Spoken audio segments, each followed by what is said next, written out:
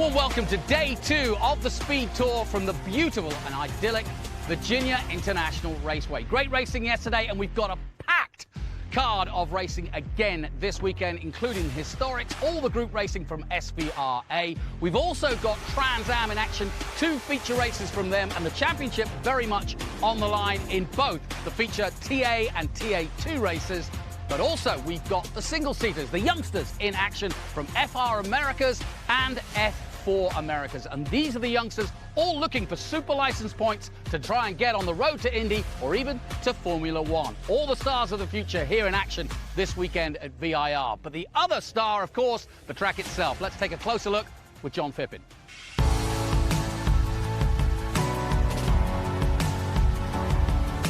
As the drivers flash across start-finish at VIR, they come to the best overtaking opportunity, the horseshoe. The little kink at 2, then NASCAR, left hook, into the snake.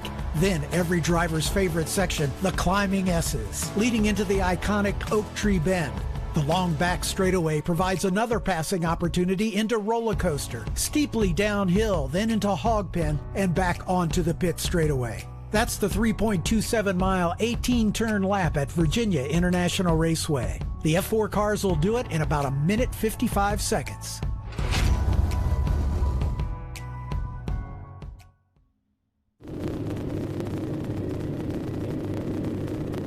Well, I'm down on the pre-grid, and it's another beautiful day here at VIR, and we've got a great grid set. And if you are interested, the grid is set by the first fastest lap of the last race, which means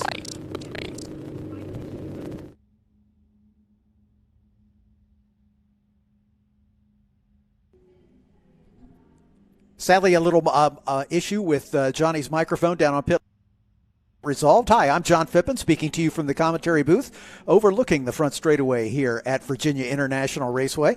This will be the final race of the weekend for the F4 U.S. Championship powered by Honda.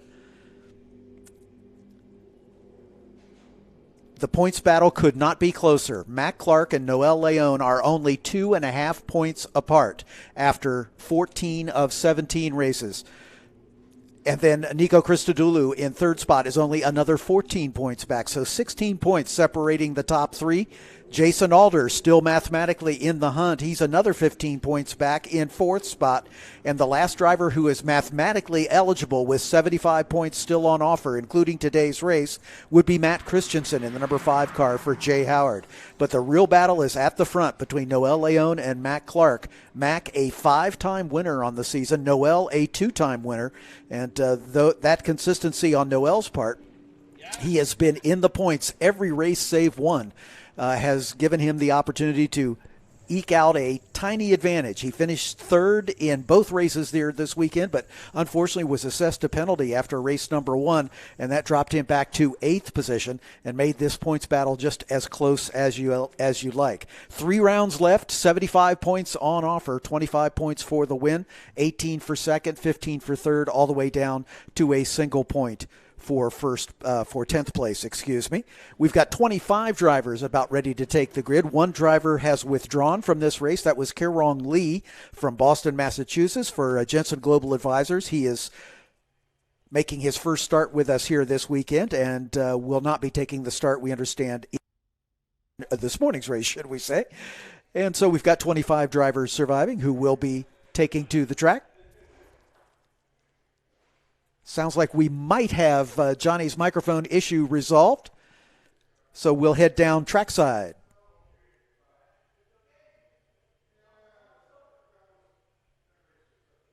So sorry. I just now getting information that we're still having some problems with Johnny's mic. So we're going to do a track walk as we head down. Tony, the cameraman, giving us these great images of our front runners. As Noel, that's Matt Clark, the man who is second in the points, looking for the opportunity to score in front of Noel Leon and perhaps take over the points lead in the championship. As we have 2 rounds left after today's race at Circuit of the Americas in front of the world stage. as we support the Formula One World Championship at Circuit of the Americas. Chloe Chambers with a fantastic job yesterday, qualified third on the road. Chloe for Future Star Racing, one of our PMH Powering Diversity Scholarship winners, doing a great job turning the third fastest lap in yesterday's race, and that will start her inside of row number 2 for the finale of the weekend for these F4 US drivers. Another driver involved in the championship battle, the 77 of Jason Alder.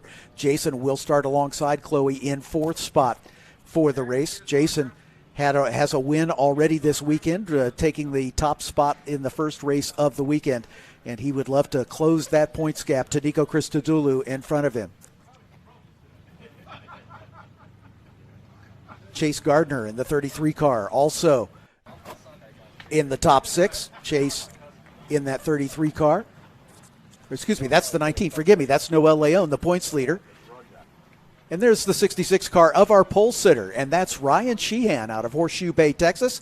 Ryan for Crosslink Kiwi Motorsport once again had a great lap in yesterday's race, and that put him into the pole position for today's race. Again, the grids are set based on the fast lap turned in the race previous. So race number 2, the fast lap turned by Ryan Sheehan, as he had a little issue in the race and had some clear track to be able to turn a clean lap, and a great job for Ryan to put it on the pole for today's race.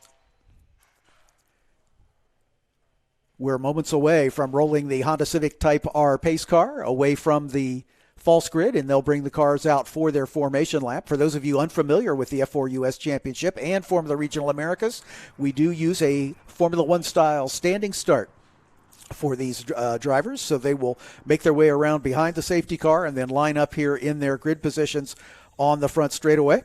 And the countdown lights will begin, and we will get this race underway. It's 30 minutes in duration. There's no lap count. It's strictly a timed race, and that will determine who's going to have the championship lead as we go into our final 2 rounds of the season, coming up in just about a month's time at Circuit of the Americas, again, alongside the U.S. Grand Prix.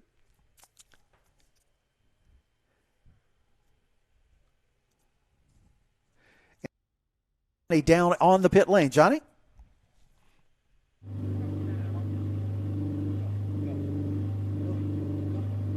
So I'm down on the pre-grid, and the story's getting really good. It's a beautiful day here at VIR again. Noel Leon leads the championship, but the gap is tiny now because Matt Clark, after that win, is now just a couple of points away from the lead of the championship. So this is an important race for both Noel Leon and Matt Clark. Jason Alder's in the fight as well, but how about this? We've been waiting in Austin, Texas, and you know I do the Formula One, but we've never had one of our own on the grid at Formula One doing the business. Ryan Sheehan from Austin, Texas is on pole for this race. Ryan, how excited are you to be on pole just a couple of weeks away from COTA?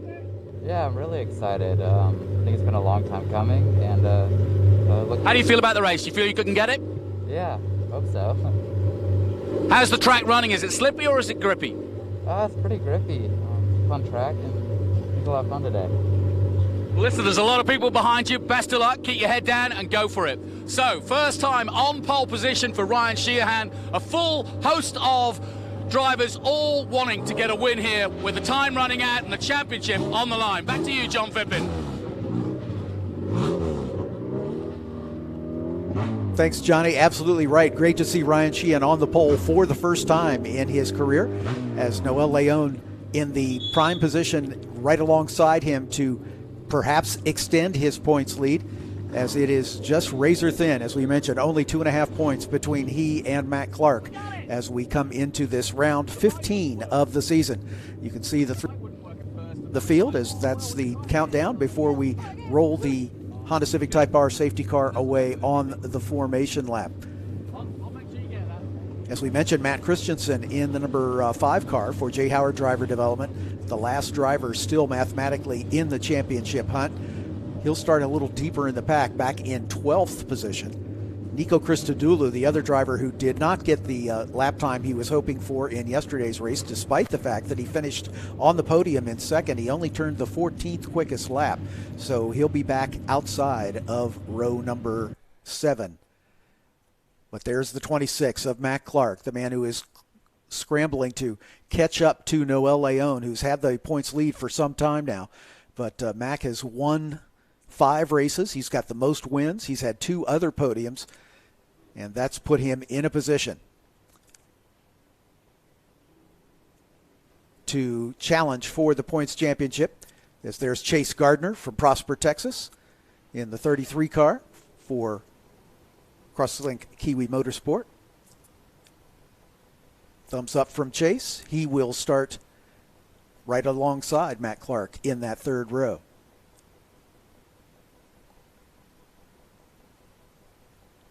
Moving back to row number 4, there's the 39 of Bryson Morris. Bryson only in his 2nd weekend of racing with us. And at Brainerd, at our last venue, Bryson came through with his 1st win of the season. Had a 3rd and a 1st in the 3 races at Brainerd. He's had a pair of 7th place finishes here today. And where he'll start this race in 7th position inside of row number 4. Gabriel Fonseca will take the position alongside him. Gabriel out of Sao Paulo, Brazil for Crosslink Kiwi Motorsport as well.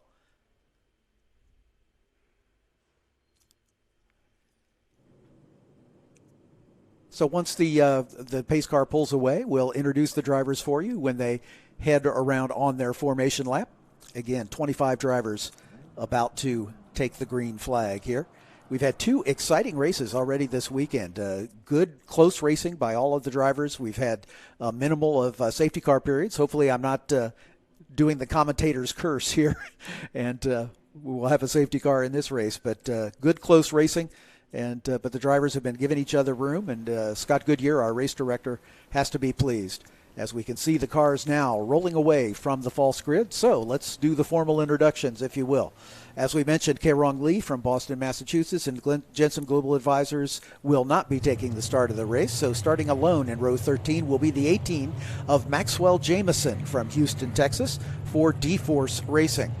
Up into row number 12, we have the 99 of Emily Linscott. She is the other recipient of our PMH Powering Diversity Scholarship.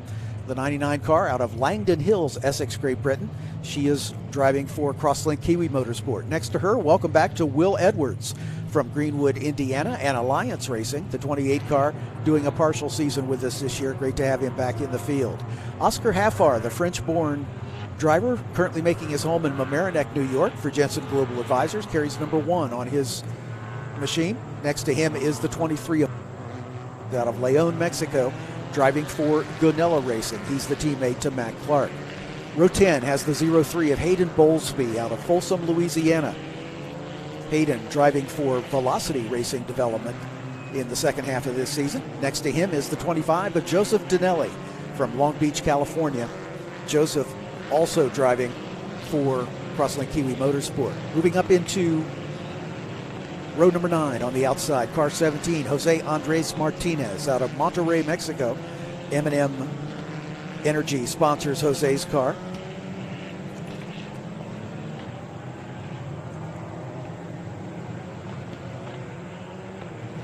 Next to him is the number 2 of Jake Bonilla, another Texan out of San Antonio for Jensen Global Advisors. In row 8, we've got the 98 of Lucas St. Jean out of Lorraine, Quebec, Canada for the iCar Canada team. And next to him, the driver making his first start with us, who's been on the pace all weekend long, Christian Weir in the 31 out of Naperville, Illinois for Turn 3 Motorsport and Gonella Racing. The man who is currently 3rd in the points, starting a little deeper in the field than he'd like, that's the 22 of Nico Christodoulou out of Maple, Ontario, Canada for Velocity Racing Development. His teammate alongside is the 29 of Eric Evans. Eric also from Johns Creek, Georgia. Eric raced with us last season, but this is his first start in the 2021 campaign. In row 6, the number 5 of Matt Christensen, the last driver mathematically still in the championship hunt, out of Orlando, Florida for J. Howard Driver Development. Next to him, the 36 of Justin Arsenault from Marin Heights, Quebec, Canada. He's the 2nd of the iCar Canada. In row 5 on the outside is car 4, Seth Foley from Elk Ridge, Maryland, also for J. Howard Driver Development. Next to him, car 20, Victor Andersson from Linköping, Sweden for Crosslink Kiwi. A pair of Crosslink Kiwi teammates occupy row 4. The 76 is Gabriel Fonseca from Sao Paulo, Brazil And the 39 is Bryson Morris out of Mount Juliet, Tennessee. Again, the driver with a win at Brainerd in his first weekend of racing with us. Chase Gardner will start outside of row 3 in the 33 out of Prosper, Texas. Next to him will be the 26 of Matt Clark, the man who is second in the points by the slimmest of margins out of Campbellville, Ontario, Canada for Ganella Racing. Jason Alder, a 3-time winner on the season with a win already this weekend, will start outside of row 2 in the 77 car out of Cookeville, Maryland for Velocity Racing Development. And next to him with her best qualifying performance of the season, car number 8, Chloe Chambers out of Monroe, New York for Future Star Racing. She is the second recipient of our PMH Powering Diversity Scholarship. And now for your front row, the points leader, the number 19 of Noel Leon from Monterrey, Mexico, and D-Force Racing, the reigning NACAM 2020 champion, looking to clinch the championship with 3 races remaining. And finally, Ryan Sheehan with his first pole, starting at the front in the 66 car out of Horseshoe Bay, Texas for Crosslink Kiwi Motorsport. That's your 25 car starting grid as the front row just now coming onto the pit straightaway here. They'll come to a stop in their assigned grid positions. We use the Formula One style light gantry. There will be 5 illuminate at 1 second intervals, and then a random amount of time expires and those lights go out, and that's the indication to the drivers that it's time to go. Jonathan Green has sprinted up the spiral staircase into the crow's nest here. Feel like Rapunzel. Exactly. As we can see the last few rows of the grid just now rolling into their grid positions. John, I'm excited. I love it when the championship's on the line. Oh, absolutely. It could not be closer. Only 16 points separating the top 3 and 2.5 points separating the top 2. So this one is going to go right down to the wire. The second race at COTA is going to decide this championship, you can be certain. The light sequence has begun. You can hear the engines up on the rev limiter. 5 lights, and they're out, and they're away, and a good start from Noel Leon as he goes side by side with Ryan Sheehan as they head down toward the horseshoe turn for the first time. Leon doing exactly what he needed to do, which is get in front of this field and hopefully keep all his championship contenders behind him, and that's what he's done so far. But Matt Clark sliding right up, or excuse me, Chloe Chambers sliding right up in there into second. She's still battling with Ryan Sheehan for that spot. Ryan dives to the inside at NASCAR and will retake that second spot. Chloe in the third spot, and then behind her, Jason Alder and Matt Clark going after it. Yeah, it was a strange start because Ryan Sheehan got off the line well. Oh, we've got problems. Bonier's gone round, another Texan act. Actually, that's the one car of Oscar Haffar. Yeah, I always look at that car and think of Bonnier. Yeah, Oscar Haffar in the one has spun it right at the horseshoe, and at the moment, unfortunately, that might bring out a full course caution, but we'll wait for race control to make those decisions, and he's calling for the safety car, and that is going to do it. As right now they're still under green, but the safety car has been asked to stand up, and it looks like we may well have a safety car period here right at the onset. Yeah, just what I was saying is that it looked like it was a really good start from Ryan, but then he kind of bogged, once he got off the line, he kind of bogged down a bit, and then Noel Leon sprinted ahead of him. Chloe Chambers almost attempted to get past him too. She got past him, but Ryan came back, as you saw there. So, yeah, great start from Noel Leon, just what he needed, given the championship being on the line, and just a couple of points between him and Matt Clark. Exactly right. As you can see, the corner marshal holding the full course yellow sign indicating that we are behind the safety car. The drivers also have a warning light on their dashboard that the race director can illuminate with a switch in his control booth, which basically alerts the drivers just as soon as the yellow flag has been called. And again, this is for Oscar Haffar, who had a spin down at the horseshoe turn and stalled the motor, apparently not able to get it refired, and he will need some assistance to get that car back underway. So as the field makes their way down the hill through Hogpen and onto the front straightaway. Tell you what, John, being out there a lot warmer this morning than it was yesterday morning, and I think therefore that may. Here's another look at what I was talking about. Look, Ryan gets off the line well, but look at Noel. Yeah, absolutely. Ryan, just didn't quite have the acceleration once he got off the line, and then here comes Chloe Chambers alongside, making it behind him as they go into that first turn. Oscar Haffar was a little deeper in the field. You can see the brake lock up there as those cars came together. And Oscar ended up stranded there at the entrance to the horseshoe turn, the first turn on the racetrack. So Noel Leon survived the first lap with the lead. Jason Alder all the way up to second. That's a great start for Jason after starting. I have to say, of all those guys back out and there, forth. of all the guys out there, the guy most likely to challenge Leon for the championship, I think, is Alder and Matt Clark. And they're right where they need to be. Alder in second, Matt Clark in fourth position, and a restart. Both of them good at that, but so does Noel Leon as well. So. Yeah, Ryan Sheehan in the third spot, Matt Clark in fourth, Chloe Chambers in fifth, Chase Gardner in sixth, Bryson Morris seventh, Gabriel Fonseca eighth, Victor Anderson ninth, Justin Arsenault 10th. Matt Christensen is back in 11th spot. Nico Christodoulou all the way back in 15th, so he has not picked up any ground yet on this very first lap. And again, if he's going to keep his podium streak alive, he has 4 consecutive second-place finishes going back to our most recent race round at Brainerd. So Nico Christodoulou's got some work ahead of him if he's going to get on the podium for this one and keep his championship hopes alive going into our final venue of the season at Circuit of the Americas. See the cars still weaving back and forth, trying to get and keep some temperature into the tires. Normally at race pace, it takes a couple laps to get these Hankook slicks up to operating temperature.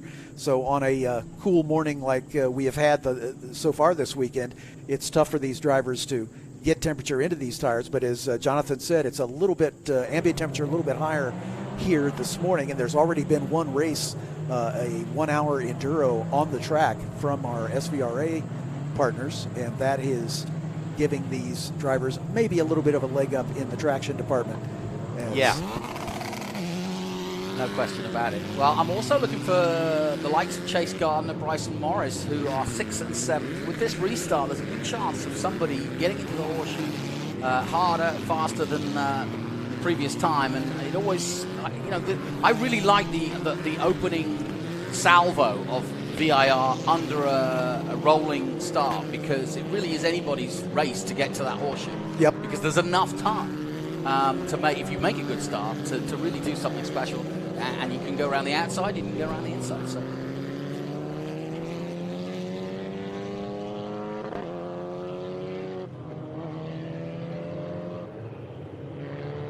Listening to race control admonishing the drivers to mind their P's and Q's on the restart. We're not going to get it this time. As you can see, the light's still on the safety car as the recovery work at the horseshoe continues.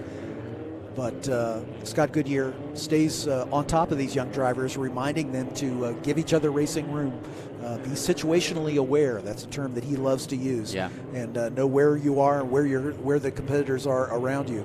It's defensive driving for racers, if you will, for want of a better term. And it takes nothing away from the aggression, but just a little bit more awareness of where the other cars are. And a lot of these drivers coming right out of go-karting, which is, you know, smaller car, obviously.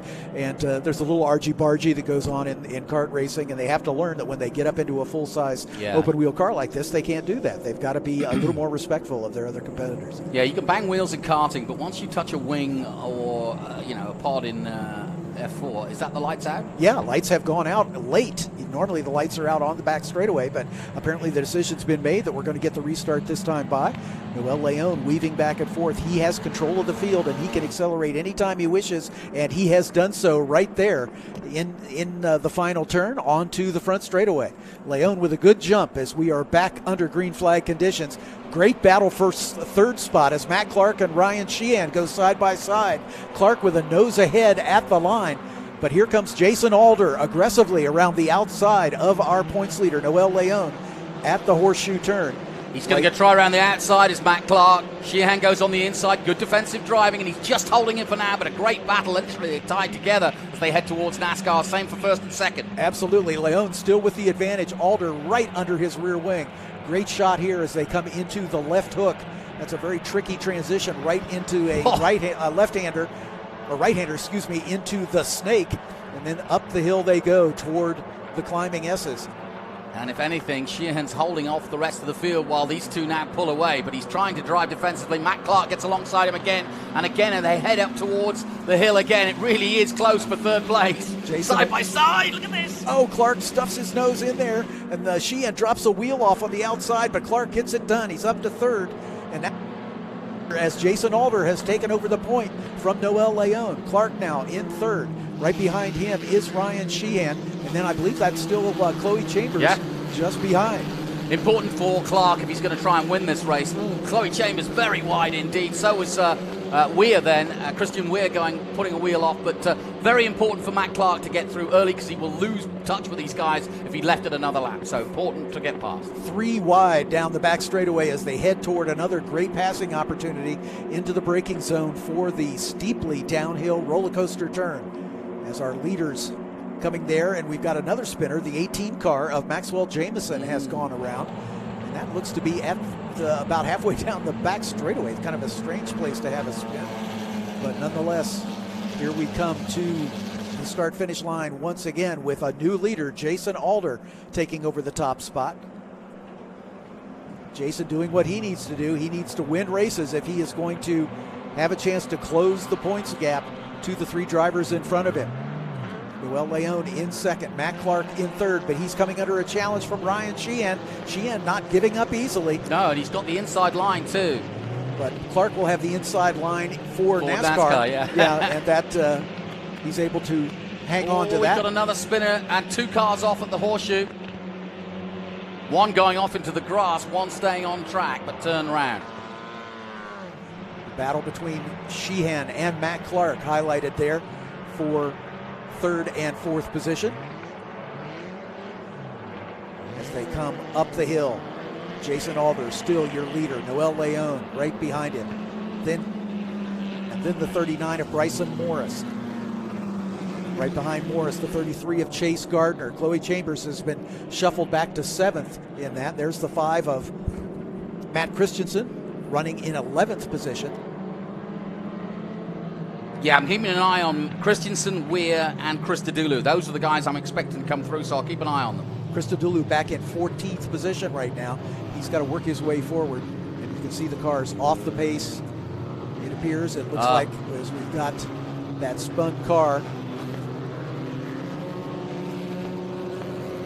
So we're under safety again, obviously. Yep, they have clearly decided to throw the full course yellow because of that stalled car in a very dangerous position. Probably dropped a wheel off at the exit of...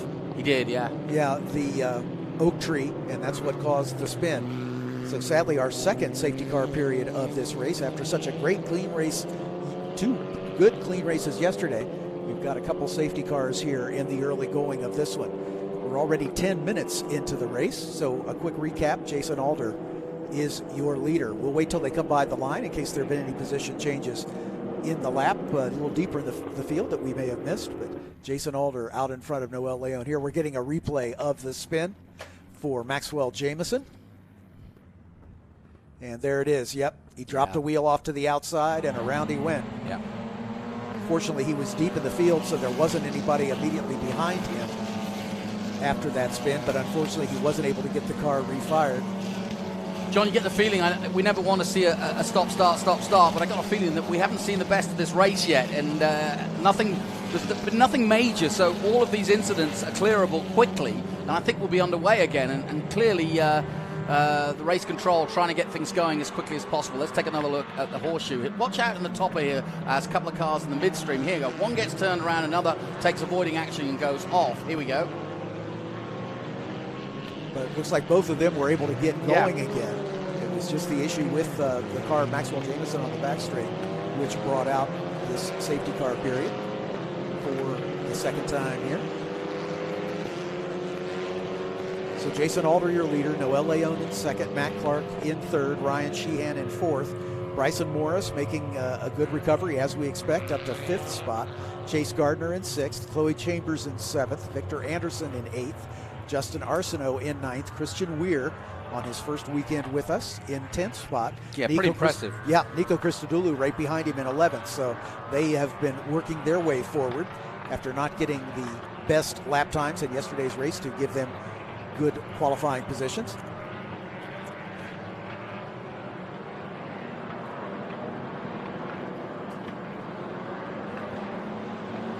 A little deeper in the pack, Eric Evans. Eric making a start with us for the first time this season. He raced with us a year ago in that number 29 car and finished 6th in the championship. He had a win and a pair of podiums in last year's campaign, but has been racing elsewhere this year, but back with us for this race weekend. And I expect we might see him at Circuit of the Americas at our final race weekend coming up in about a month. Seth Foley, who's had a good weekend in that number 4 car, back in 14th spot.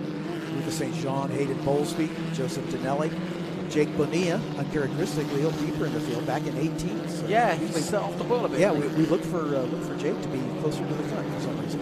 Matt Christensen all the way back in 23rd position. He may have been that spinner there at turn 1 on the last lap, because that's not where we normally see Matt. He is, like I say, 5th in the points championship, still mathematically in the hunt. He's had a 4th and a 5th place finish in the 2 races already this weekend, but he's got a tall mountain to climb to get near the top in this one, sadly, as we are 13 coming up on 14 minutes into the race, so that leaves 16 left, so we're not even at half distance. No.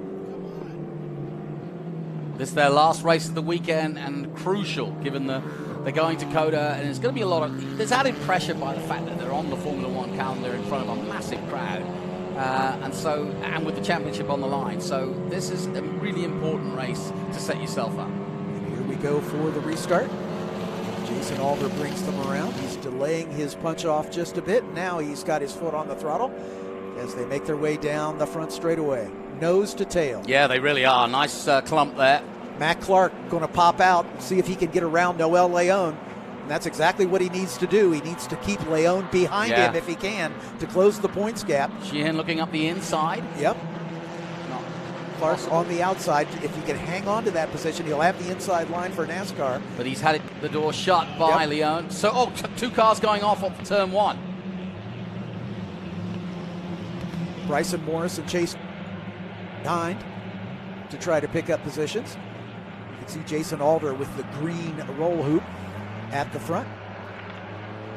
Noel Leon still in that 2nd spot. Matt Clark behind him as they work their way through the snake and begin the blast into the climbing S's. Yeah, 2 cars off, and it's Matt Christensen again and the 28 of Will Edwards who've come together. Will doing a partial season with us this season. That's not good for Matt Christensen's hopes. Nope. That's going to pretty much scotch any chance he would have to stay in the championship hunt. I hate to say it, but we're going to be under safety again if they're really stuck there. Yeah, I think we are. You can see the lockup. Oh, they came together, yeah. Yeah, very early on under the braking. So 3 cars involved, 1 got going again, but the drone tells it nicely. It was under braking going into the first corner. Yeah, and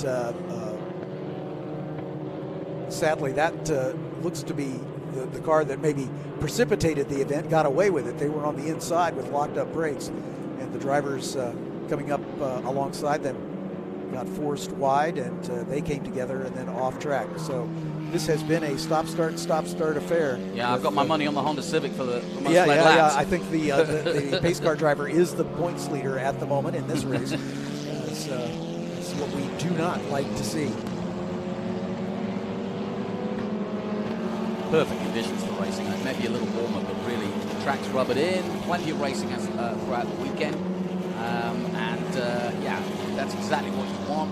And they've all got themselves dialed in. The conditions. I always think a weekend where you get really fast times is when there's no change in the weather dramatically, and everybody's kind of improving every time they go and do a lap and every time they do a session. Exactly right.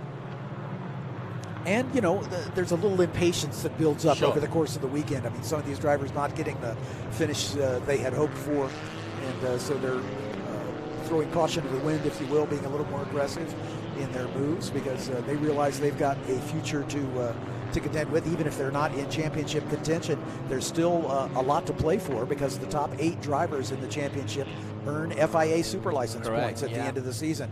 So those drivers just outside the chance for the championship still have plenty to play for.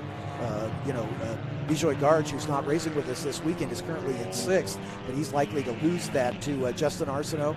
Arias Dugmajian, who's not racing with us, he's over in the FR series right now.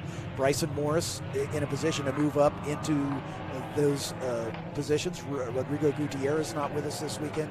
Hayden Bowlesby, Gabriel Fonseca, Lucas St. John, all single digits away from one another in the point standings. So there's a lot to play for these drivers as they want to try to get into that top 8 and get those valuable super license points. Yeah, and another point you make, which is there are guys that are scrabbling around just trying to get a budget for one race weekend, and then you get that budget, and if you don't get into the top 10, then you're kind of sort of scratching your head, was it worth the investment for whoever put the money down? Exactly. And so, you know, forget the championship for a second, or forget the FIA points for a second. Some of these guys are just racing literally for lunch, and they're trying to just stay in the hunt to get the drive.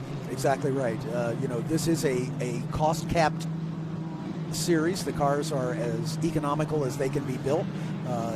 All of the expenses for the drivers, tires, fuel, all of those things, you know, have to be borne by the teams, of course. But the design of this series was to make it as economical as possible, and so it's still racing at the highest open wheel levels, and it is expensive. There's no doubt about it. And unless these drivers have, you know, the personal wherewithal to self-finance their run, they have to rely on the largesse of team owners and sponsors to make it possible for them to do this. And so obviously that's kind of performance related. And if you're not consistently running in the top 10, it's sometimes tough to find that funding. Indicate the fact that we get a new crop of rookies every year. Of the 26 cars on this weekend's entry list, 20 of them are rookies this season. There you see that incident again taking place at the back, 3 cars involved and all just collected effectively. But yeah, and also as you say, you know, one thing it's worth mentioning though, and that's why we have such a big field, is that F4 is run all over the world, in Europe, in South America, you know, across the globe, in Asia, and yet this is one of the most cost-effective F4 championships in the world. Indeed. We hear stories from drivers who have competed in other championships and come into the U.S. championship and have lots of good things to say about how well it's run and how economical they try to make it.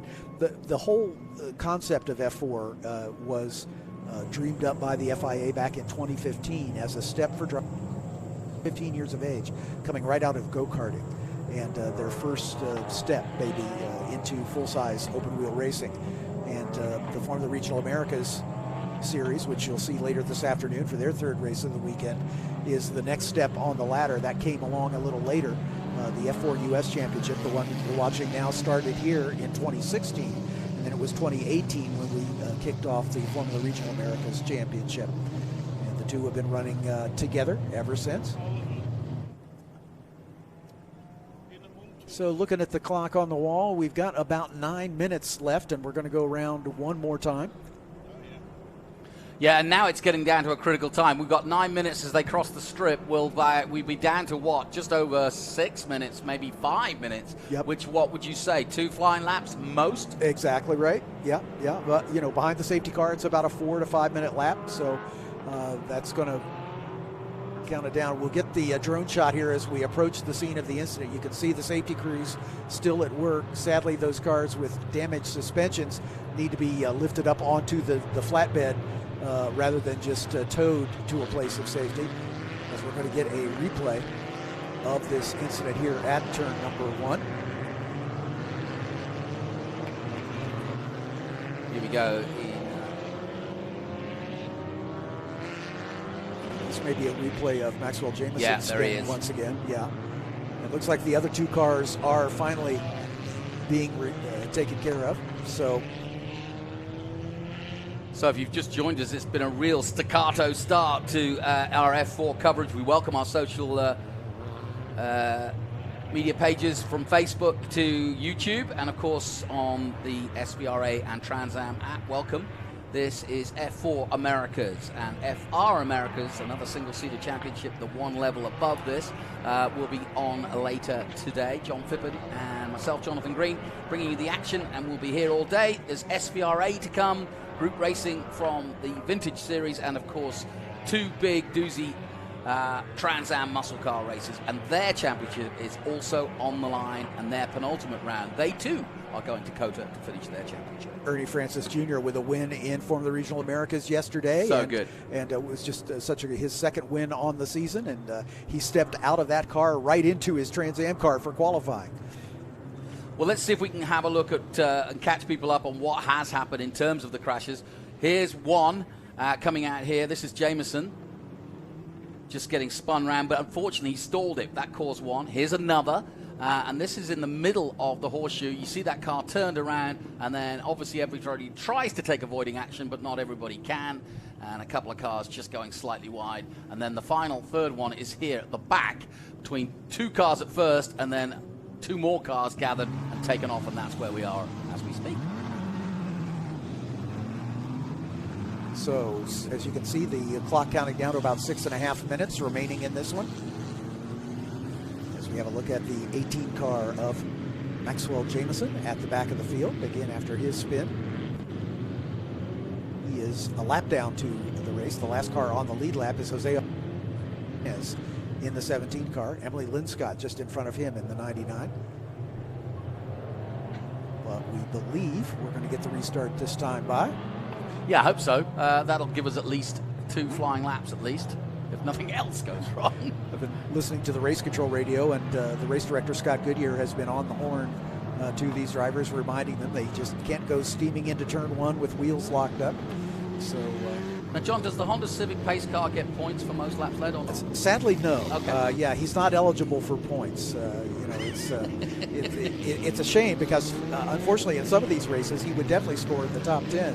To be fair, he's got the same engine. Yeah, absolutely. Yeah. The motor in the Honda Civic Type R is the motor behind every one of these drivers. The F4 Championship runs without the turbocharger and is detuned even after that to make a maximum of just shy of 160 horsepower. That's mandated in the FIA specification for the series. Yeah, it's worth blowing that myth. But both the FR and the F4 Championship use the Honda Civic spec engine, which is another price controlling and cost controlling. And these aren't unobtainable engines. They're all Honda Civics that you would have in your Honda maybe at home. But obviously they're tuned and looked after, and they go a little faster than yours because these cars are a little lighter than your Honda. Exactly. They're manufactured in the Marysville, Ohio Honda engine plant. They do send the race engines out to HPD in California to fit a dry sump lubrication system and an ECU, which is racing oriented basically. But even in the Formula Regional Americas car, which runs with the turbocharger, the horsepower output is identical to that of the road car, just north of. Yeah. So they're run, pretty much at street spec, and for these cars, the F4 US Championship cars, they just strip off the turbocharger and detune them a little further to get down to that FIA ceiling of 158 horsepower. And that also helps on longevity as well. I mean, this is an engine that's designed to last maybe 200,000 miles, and all right, you're pushing the limit of pushing the car each and every race, but like you say, you're detuning them anyway, so you're not really overextending the life of the engine or pushing it to its over limit. Exactly right. Each of the F4 championships around the world, and there are some 15 of them, each championship can elect their partners for the chassis supplier, the tire supplier, and the engine supplier. And the U.S. Championship, under the auspices of SCCA Pro Racing, chose Ligier North America down in Denver, North Carolina, as the chassis supplier. Hankook is our tire supplier now, and of course Honda is the engine supplier. So these same F4 cars, which run in other countries, might have a different power plant, a different chassis, but they're all built to the same FIA specification. So in theory, they could run against each other, against one another. All right, here we go. We do have the lights out on the safety car. We've got 3 minutes left. It's probably going to be this lap and one more before we see the checkers. Important race for Jason Alder. If he gets the win here, can hold on to this lead, he is right in the point for a championship run at COTA. got his foot in it, and away we go onto the front straightaway once again. Already we can see a car pop out back there for about 4th spot. That's Chase Sheehan. Bryson Morris, I'm sure, involved in that struggle as well. Yeah, that's tight. And here they come down into turn number 1. The championship protagonists, Jason Alder, Noel Leon, and Matt Clark, in that order as they work their way through. And we've got yet another crash. VIR, I think, is one of them. Yeah, it looks like Christian Weir in the 31 is one of them. 2 of them are going to be able to continue. But the same situation there at turn number 1. Well, maybe. Yeah, that grass is really slick. Got a feeling that they might, with it being the last lap and with them being just out on the grass. I don't know. We'll see. Another car's just gone off from 4th place. Yeah, exactly. That might have been Ryan Sheehan. Yeah, it might have been Sheehan. We'll check it as they come up the hill here. Jason Alder, you can see them beginning to slow down as I believe the yellow flag has been called again. And this one's going to finish under the yellow. Noel Leon, Matt Clark will finish in that order. Well, Noel Leon can be at least satisfied that, he kept his head and, 2nd place, not what he wanted, but it doesn't do him any harm. Alder has improved and will get a couple of points on him, but in terms of the championship, not greatly affected by that. Yeah, Leon finishing 2nd with Clark in 3rd. There's 3 points difference between them. There's Gardner. The 33 of Chase Gardner, who was one of the cars involved. He just recently came into the series. A good karter, and a lot of people talking about him and his prospects. Yeah, he's out of Prosper, Texas. Yep, just outside Dallas, Yeah, 2013 Kid Kart National Champ, 2017-2018 Cadet Kart National Champ. So, but as you can see, the clock wind. I haven't heard from race control whether they're going to show a white flag this time or go right to the checkers as the time is about to expire. Here's what happened. You can see, them stacked up as they come into. Yeah, Gardner got hit from behind. Yeah, he got collected.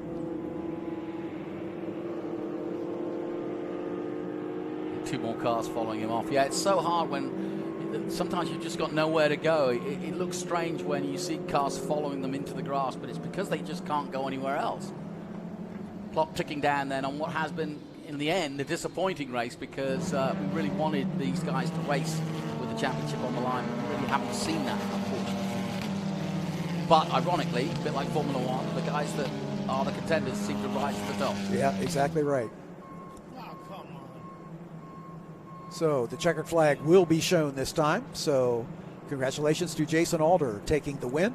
2 wins this weekend, really impressive. Yep, and Noel Leon keeping Matt Clark behind him and extending his points lead by 3 points. So it'll be 5.5 unofficially as we head into Circuit of the Americas.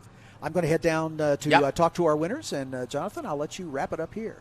All right, well, I have to say, a bit of a disappointing start to the weekend for the 3rd race of the weekend for the F4 Americas because, like I said on the pre-grid, with so few points between Matt Clark and Noel Leon, we wanted them to go head-to-head in a race situation. Ironically, they are right behind each other at the end, and Jason Alder 4th in the championship right there as well, and that's done no harm to him. 2 wins on the weekend for the youngster Jason Alder. His fans and friends and family are all here this weekend. I spoke to him yesterday, and he's got his tail up. He's enjoying his racing and certainly on form at just the right time. And there's no question that everybody in this huge field has improved their racecraft as the season has gone on since we started in Atlanta. So the highlights then of F4 as they started down towards the horseshoe.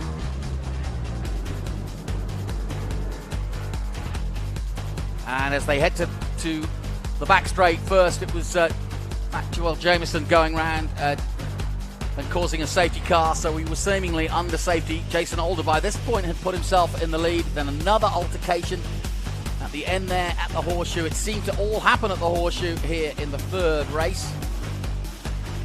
But in the end, as you can see, the other race incident, it was Jason Alder leading them under safety across the line.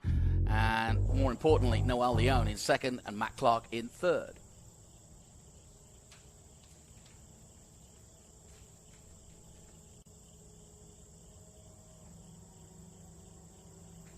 So, confirmation of the results then, Jason Alder with the victory for Velocity Racing Development. Great team. D-Force Racing in second place with Noel Leone. And Matt Clark of Ganella Racing in third. Bryson Morris getting up the field there to fourth place. A good result for the Crosslink Kiwi Motorsport team. Chloe Chambers, that's one of her best results. Having started from third, she finishes fifth for the Future Star Racing team. Justin Arsenault is sixth. Christian Weir in the end, seventh. Gabriel Fonseca of Kiwi is in eighth. Seth Foley, ninth. And Joseph Danielle in 10th position. Further down, Lucas St. Jean, he had a pole position yesterday. Jake Bonilla in 12th position, just out of the points. That's Hayden Bowlesby, then Arturo Flores, Emily Linscott from Great Britain in 15th place. Jose Andres Martinez from Mexico for D-Force in 16th. Victor Anderson of Sweden in 17th. Ryan Sheehan sadly was involved in that incident, having started pole position. He won't get any points. Chase Gardner likewise involved in that collision at the end there. So, the third and final race of VIR's F4 Americas is done and dusted. But of course, we've got a whole day coming up. Coming up is SVRA Group 2's race, and that'll be followed by Group 1, 3, 4, and 5. And we welcome our viewers across all of our platforms this weekend, both the apps of SVRA and Trans Am, and of course, live on Facebook and YouTube. Welcome.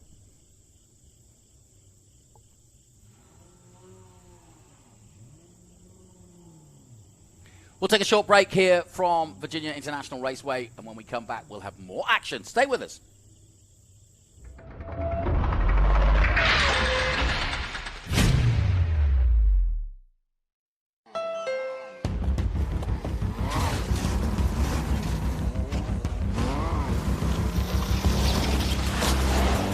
There's a challenging spirit within Honda. It gives us the courage to go faster, and the thinking to make it real.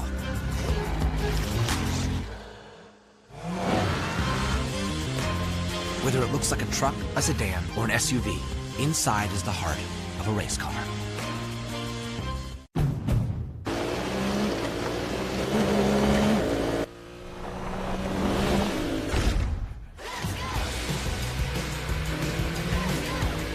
Everything in our garage is inspired by our racing spirit. Race in for a great deal on the Honda CR-V. Only at the Honda Dream Garage Spring Event.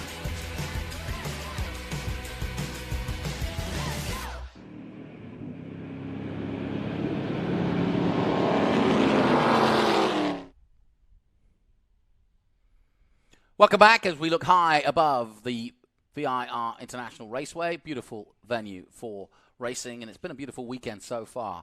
And we're getting ready for our coverage of SVRA as part of the SpeedTour. It's all wrapped under Tony Perella Holdings, and the SpeedTour involves vintage racing, Trans Am, and single-seaters at its highest level. So quite a eclectic group, but a really enjoyable one, and a paddock that really makes it very interesting to see, you know, the vintage guys who have people like Wally Dallenbach Jr., who's obviously been a multiple champion in Trans Am, to Tyler Casera coming up from Miatas, and then another youngster coming up into Trans Am this weekend, Connor Zilich, and we're looking forward to seeing him. Just 15 years of age, and he too coming up that way. And then you've got the other youngsters who come through both F4 and FR Americas.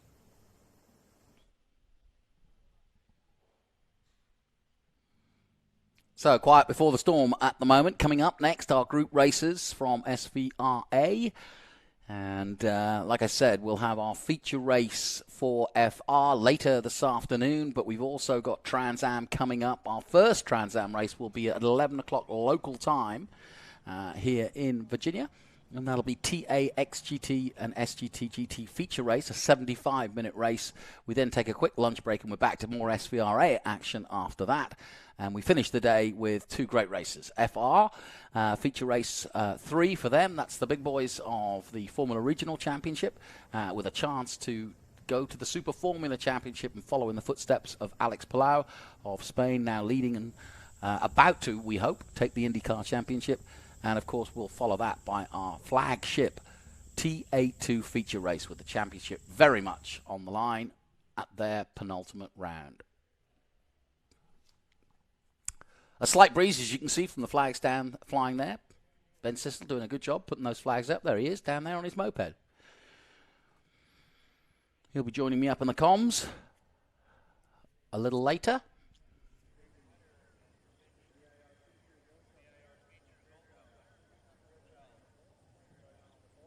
Virginia VIR, a great place to get the RV out, and I was very lucky enough to have a look around one of those very expensive RVs that'll be coming up later in the day. We'll probably roll that again. And that's where the oak tree used to be. It was struck by lightning, and they planted a new one, I'm glad to say. I'm up in that crow's nest at the top of that building. Hello, everyone. It's a bit noisy up here, I can assure you, when they roar by, especially in some of the SVRA group racings. And, yeah, as you can see, we've got all of our equipment and safety crew down there as well in the foreground, because it's also at the pit exit area just to the right of the shot you're looking at now. So, great location, great venue, and it has been since the mid-50s a place to go racing, and it's been privately owned, it's been open and shut, it's been had a story history, but everybody loves coming in here, and it's a great place to go track day racing as well, because they've got hotels and lodges and spas and plenty of room. There's about 1,300 acres here, so you can pretty much put out your RV and set up camp wherever you want. You can see these fields in the background, and all of them got a pretty good view of wherever you are. We're looking down on the pre-grid now. That's where we line the cars up before the start of a race. And it's an unusual kind of pre-grid for a lot of racetracks because it's up on a hill. And so it's quite a nice little place to hang out before the start of a race.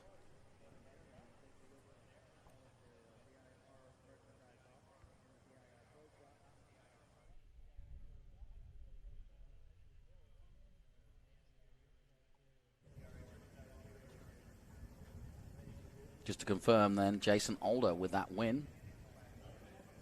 Noel Leone with second place and Matt Clark in third, and almost as it should be because all of those guys are contenders for the championship.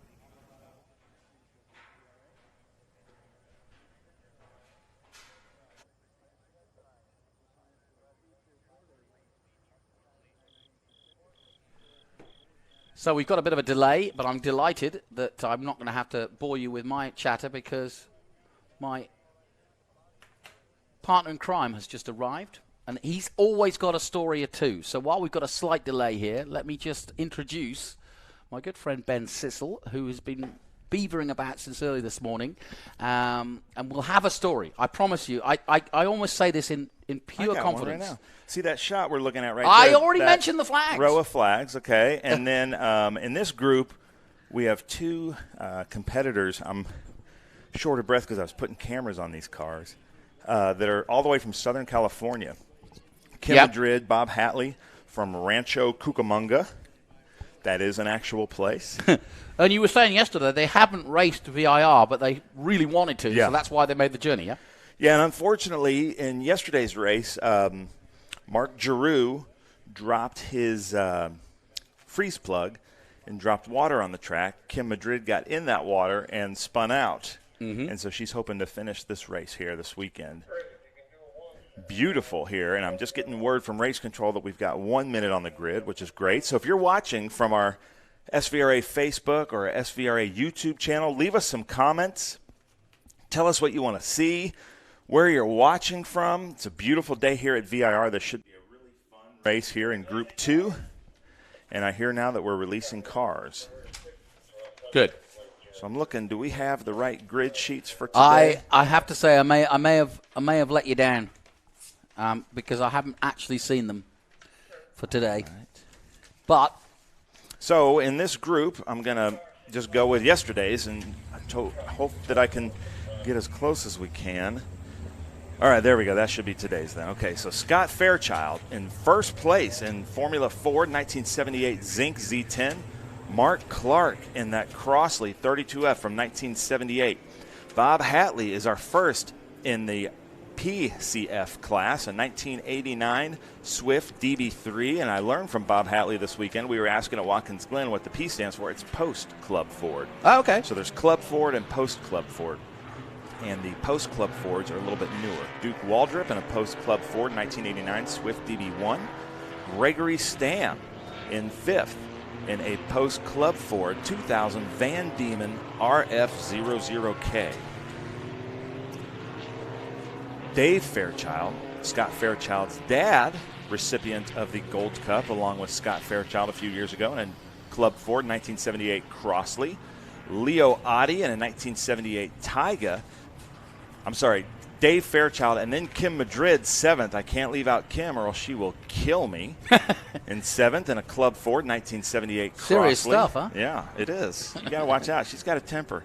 Leo Oddie in a 1978 Taiga FFA. David Allison in 9th in a 19 Lexus MK15. In 10th is Christopher Vasquez in a 1978 Crossley 32F. David Thomas is 11th from Wendy's in a 1977 Formula Ford Zinc 10. David Kinsey is in a 1980 Zinc Z16. And Mark Giroux is a no-show. As we look there, that should be Kinsey? That was a question. I can't tell if that was David Thomas or David Kinsey. You know, it's interesting. Group 2 is effectively 1973, pre-1973 cars, and obviously other exceptions. But you think, when you think pre-1973, you wouldn't have any parts, there wouldn't be many cars around, but it's the opposite. These cars were so well built and actually simplistically built that there are still parts, they are still running, and wherever I've gone around the world, these junior formula cars or smaller bore formula cars are everywhere. Yeah, and there's still, you know, a huge following of these cars, and there are manufacturers basically making OEM type parts to keep these cars running.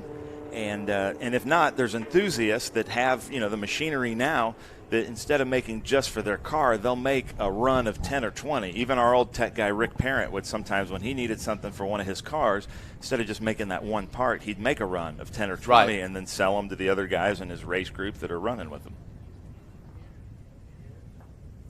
We had a good run with these guys yesterday, put on a good show. I think VIR really suits these small formula cars because it is a narrow circuit, especially down the back there through Snake and then up through turn 10.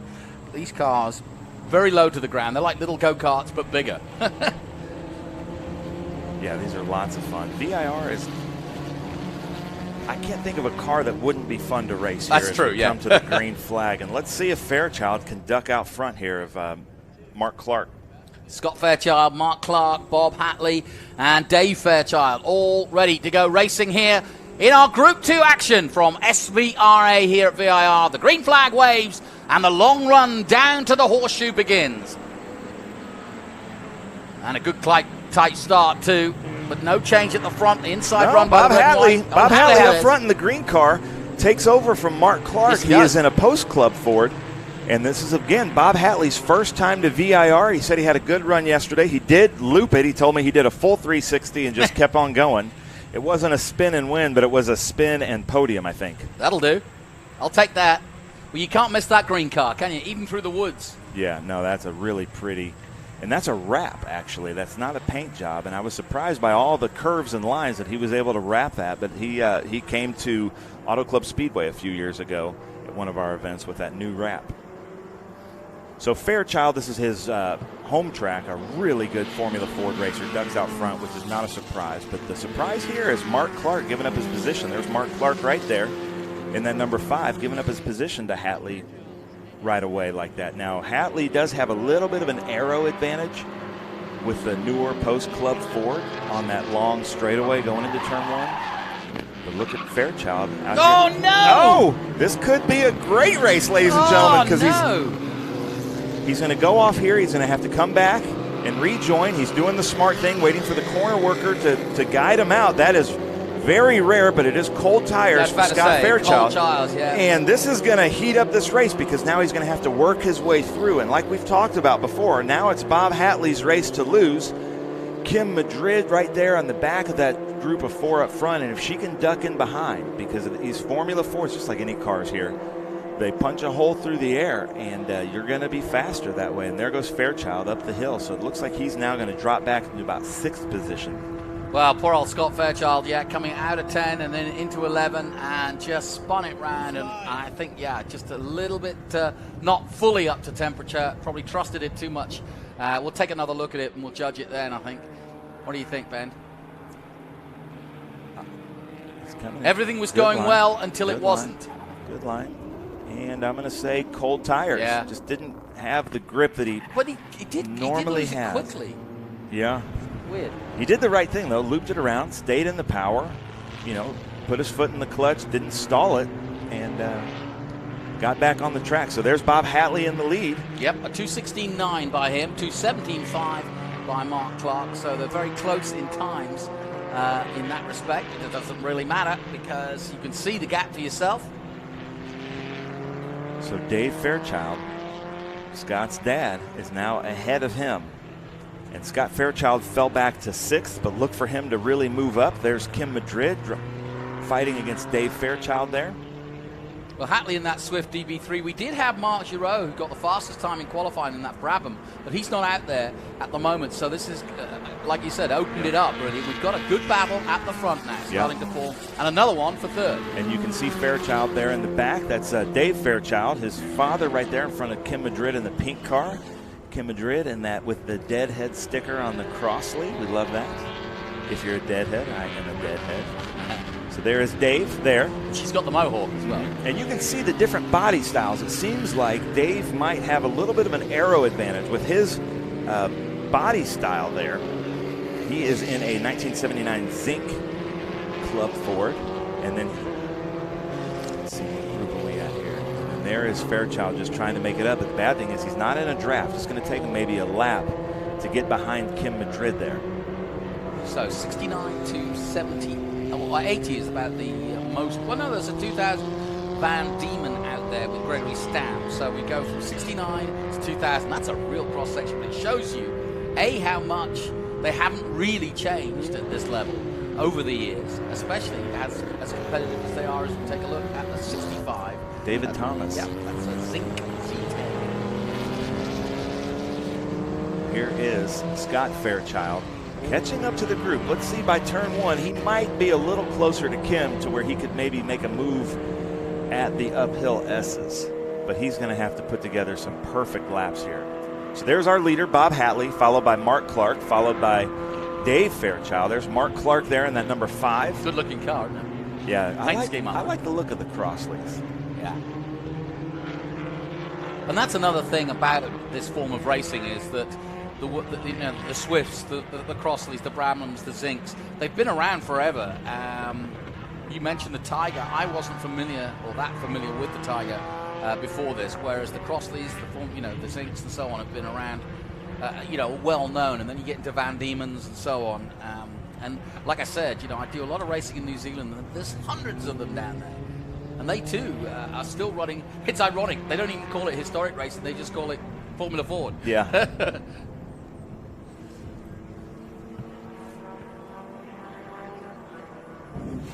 So you can see it from the drone going up the hill again, past the apartments up there, and up to the Truggy section, which is 10, 11, and Oak Tree 12. It's Leo Oddie there. At 52, 1978 Taiga, FFA. Coming up to what I think is a tricky turn 10. Yeah, I do too. I think that's the toughest corner. Yeah. My man, the Sniffler, and his wife are working the corner at turn 10. You don't even know the corner work. Well, he's usually our black flag. He's the guy we were talking about, the numbers as socks. Aha, yes. So that's the corner workers. That should make some of the drivers nervous. Dave Allison in the Alexis Mark 15, that all-yellow car. Bright sunshine, you can see the rear wheels turning. I love it. Ooh, he's getting close. He's getting there. He's getting very well indeed. So he's past. He's up in 3rd already. We didn't see how he passed Kim and Dave, but probably on that back straight, yeah. So now it's Bob Hatley's to lose. Bob and Mark Clark. Let's see what they can do here. There's the gap. You can see it. So here comes Hatley to cross the line. Second place, Mike Clark, and then Scott Fairchild, who had that spin, is right there in third place. His last lap, a 2:10, so he's on a much quicker pace at the moment, and certainly online to have time to catch these guys before the end of the 7-lap race. And I'm getting some comments. We have Vivka from Germany, watching from Germany, Medford, Oregon, John Montgomery, Bluffton, Hilton Head. We've got some Hilton Head Island watching us there. Edward Bigda. So leave us a comment on our Facebook or YouTube of where you're watching from and who you're rooting for. And there's Dave Fairchild, and so it's Scott Fairchild and Dave Fairchild now third and fourth. So he's passed Dad and Kim Madrid. And now, how quickly I tell you what, by the time we get to the back straight, that third place man, Scott Fairchild, is going to be on it, if not sooner. So I think we can see him getting back into ascendance and possibly vying for the lead before the end of this lap. Dave Fairchild looking good through there. So there's Bob Hatley, followed by Mark Clark. Mark Clark is about to be. Now this is where he spun, of course. So is he going to be careful? No, he's going to send it. Mark looks like he's giving him the inside. Scott doesn't duck down in there. He's going to try to make the pass here out of the draft. Yeah. Get so the draft look for him to duck out to the right or to the left here. He's going to get a little bit closer than him. But now those two cars are faster than Bob Hatley. Yeah. So if they work as a team, they're going to be able to catch the leader, and that's not what's going to happen, though. But that's what Scott was thinking. He's going to stay behind him as long as he can, because with these momentum cars, every little bit counts. But that was a classic overtake. Use the draft, jink out, and then get to the end and into roller coaster, and he's up to second place. Wonderfully done. Closing that gap too. He knows this track so well, knows exactly where his brakes are, where he's hitting his marks, and look at this. He's going to get Hatley, I think, here before turn one. Here we go then. He's going to get it going into Horseshoe by the looks of things, and maybe before, as you quite rightly point out, because they're just coming onto the straight, and now they're already side by side, and they haven't crossed the line. He jinks back into behind Hatley as they cross the line, and here they come. Hatley doing a good job, though, of defensive driving, and here we come, and he's just not quite close enough this time. He's going to have to wait, I think. I think Hatley might have just a little bit of an aero advantage. Right. And Fairchild's, he's smart enough to know that he can get him in the twisty bits, because Bob just isn't as familiar with this track. You know, this is Bob's first time here, and this is Scott Fairchild's hometown race, basically. And the cool thing about this is just the camaraderie in vintage racing. Scott and Kim and Bob Hatley reached out well before this race, and Scott sent them all kinds of information and speed secrets. So now he's kind of racing against himself, because he's taught them as much as he could, with his experience and drawing out maps and telling them how to take each corner. But that's the essence of vintage racing, and here we are. We're in for the lead now. We've got a great battle here at the front as they come under the bridge and back up the hill. This the race for the lead. Fairchild, having spun round on the first lap, having led, is now vying for the lead again. Hatley trying to hold him off as they come down the hill one more time, and it'll be down that back straight, and I think we'll see another classic slipstream and overtake. And Hatley really can't do much but weave at this point, because he's well, there's nothing he can do except drive as hard as he can. But look, you can see that slipstream. He's right tucked underneath there, and can he pull away? Looks like Hatley has a little bit more power. That could be an aero advantage. Yeah. But look for Fairchild just to wait for Hatley to make any kind of little mistake, or maybe not hitting his mark just right. Fairchild will take advantage of that. I've seen him do it before with Doug Meese here. Ooh, very close. Very close coming into the roller coaster and down the hill. Coming up is Hog Pen.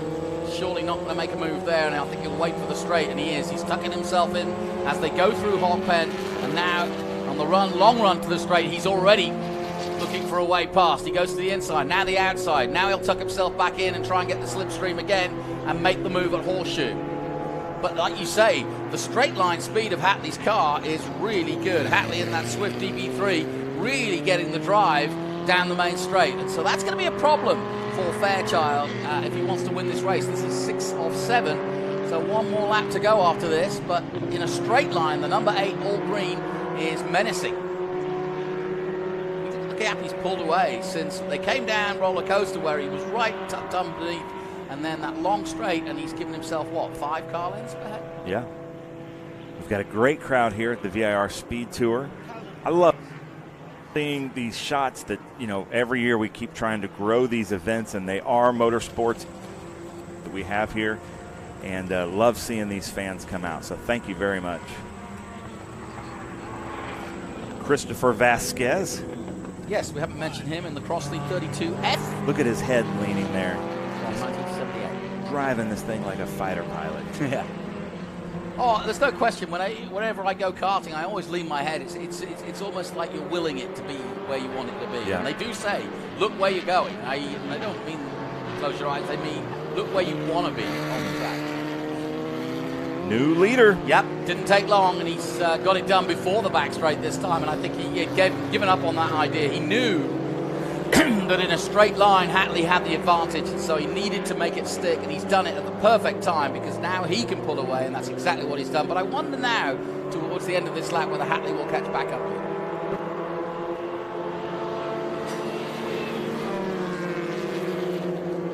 Here we go, the 8A. So I have Austin Knight saying that it looked like when he spun, Fairchild spun on that first lap, that he locked up the rears. He could be right there. Well, it looked like the right rear did lock up, yeah. That's a pretty car right there. Yeah, it looks like a Bradley. Onto the back straight it goes.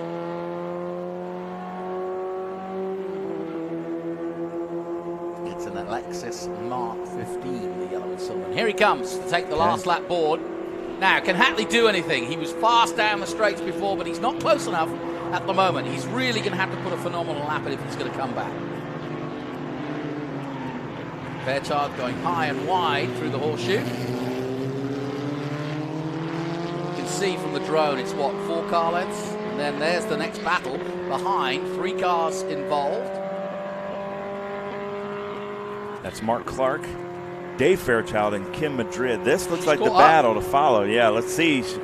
Her goal coming into the weekend was to beat Dave Fairchild. Let's see if she can get that done in about 3/4 of a lap. Yeah, you know what? That's a really good point you just made, which is in historic racing, because these guys race each other each week and they're friends and whatever, they said they don't worry about it. There's no championship points to win. It's a case of, yeah, my focus is that guy.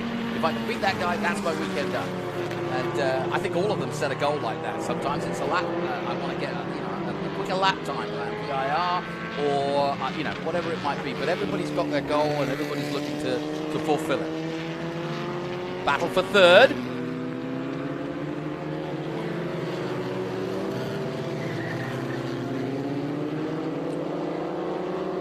I need to go turn cameras on for the next group, but I don't want to leave this yet. So I'm going to leave right after because I want to see what happens here. Mark Clark, Dave Fairchild ducks out to the left, trying to get out of the draft. Yeah. It looks like he's got it. Yeah, nicely done. Made that stick. He hesitated for a moment, but once he made it, he was through. Nicely done. So Scott Fairchild heading down towards the finish here. Bob Hatley led for quite some time, and obviously Scott made that spin while leading at the beginning, which made it a little bit more interesting because he had to side his way back from 6th place at one point, but it didn't take him too long. And as he comes onto the main straight again, you'll see the checkered flag ahead of him, and it will be Scott Fairchild who wins another very fast lap and a well-deserved win for him. Hatley gave up the ghost, dropped off the pace a little towards the end, but still takes 2nd place. David Fairchild says Fairchild affair, father and son. Son taking the win, dad taking 3rd place. They'll both be on the podium. Mark Clark, in the end, holds off Kim Madrid, but she did put up a really good fight at the end there. And vigorously waving to the crowd is Scott. He'll be happy with that.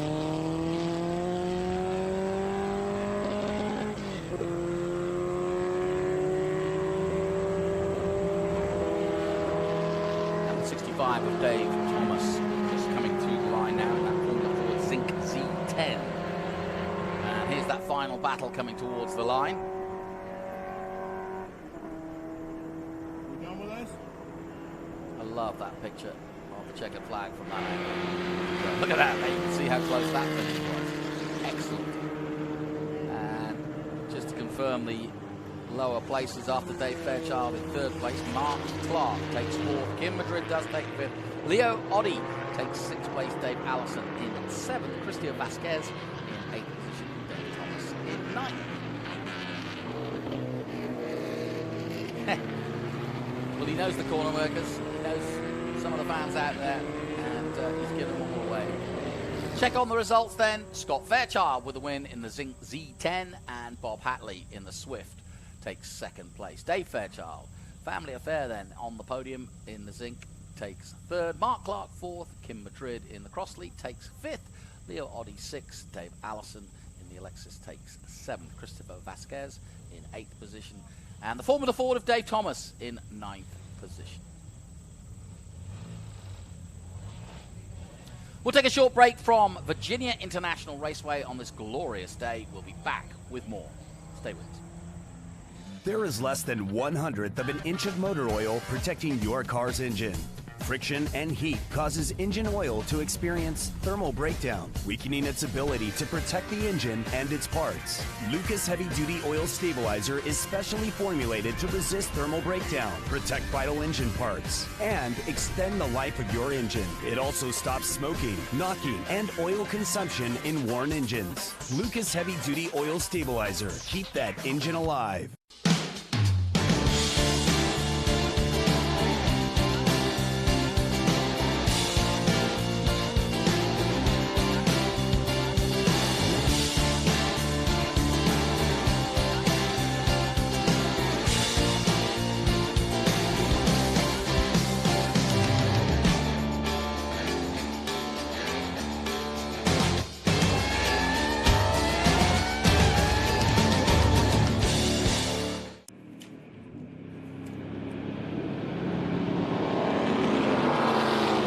Getting the most.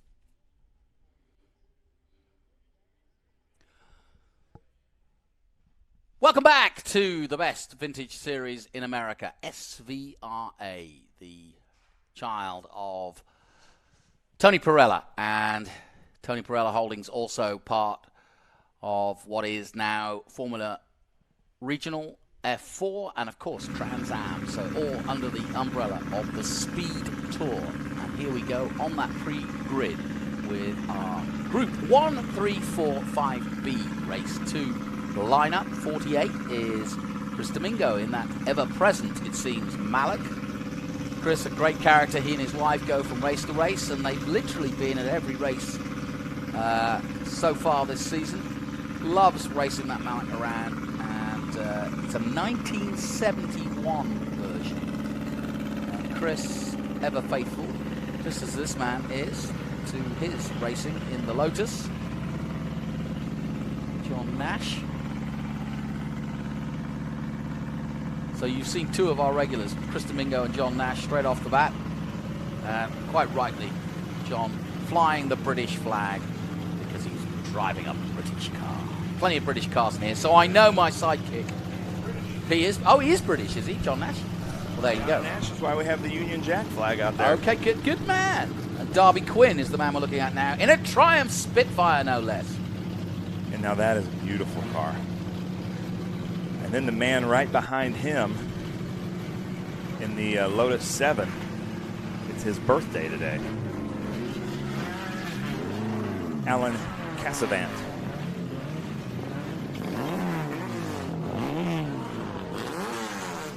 Here they come. Down to the grid. Group 1, 3, 4, 5B, and the Miatas. How are you able to get so many different groups in one race and make it, well, not just competitive, but when you hear that many groups, I'm sure, like myself when I first, I'm getting to understand more and more, but it's not an easy thing to do, is to sort of pair these up. It's not. And so Miatas, usually in the Miata Heritage Cup, they have their own race group because usually we have about 20 or 30 of them. But this weekend we're competing against the runoffs at Indy, and a lot of the Miatas went to that. Oh, okay. But we didn't want to say no, and so they're out here technically running in our Group 3, but they're kind of in their own class. I gotcha. And So it's based on just kind of where people break, and we don't like to have production cars with open wheel cars, but their lap times are about the same. So we're able to group them together because they can safely run on the track together. Yeah, and like I said yesterday, what I like about this group is it's a big group, but it's also, you know, if you're talking historic racing, you've really got it all here, haven't you? You've got that British invasion to America, you've got that Japanese invasion to America, and then you've got the American kind of comeback to all of it. But it's mostly international cars from Europe, and the odd Japanese come in. But that was, in the day, what raced here. That was what was effective here. So the muscle cars got involved. Yeah. An American car in No, this not in. race. No. So we'll go through. And Go for it. yesterday we did the racers, so we'll talk about that. We've got a 1963 Elva, a 71 Malik. Actually, the Elva's not in there.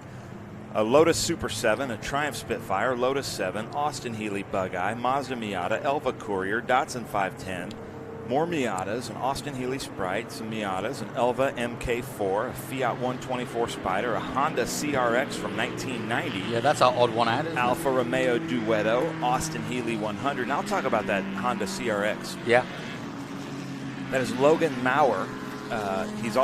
He and his brother Chase are racing an Alfa Romeo with their dad Glenn, and they're kind of going back and forth. But Logan Maurer did our race school at Roebling Road, I believe, in 2019, and has done a really good job of racing with us. And I'd say he's probably 21, 22 years old. Can I ask you about the race school? Do Yeah. you need your own? I mean, do you need to bring a classic car, or can you rate that? No, what do you? you have to have a race car, so it has to have like all the proper setup of a roll cage and all the safety systems. You can't do it in a rental car. Yeah. But you can bring any car. A lot of people just borrow their friends' spec Miatas to come and do that, which I highly suggest because they're tough to really tear up. Logan brought that Honda CRX with us. And how long is the course? We did it at Roebling Road, and I think this year we're doing it at Willow Springs out west, and I think we're going to rotate back and forth. So in 2022, we might be at Willow Springs. And how many days? 2 days. 2 days. Oh, so, you know, And then you get a license that the SCCA recognizes, all the vintage groups recognize.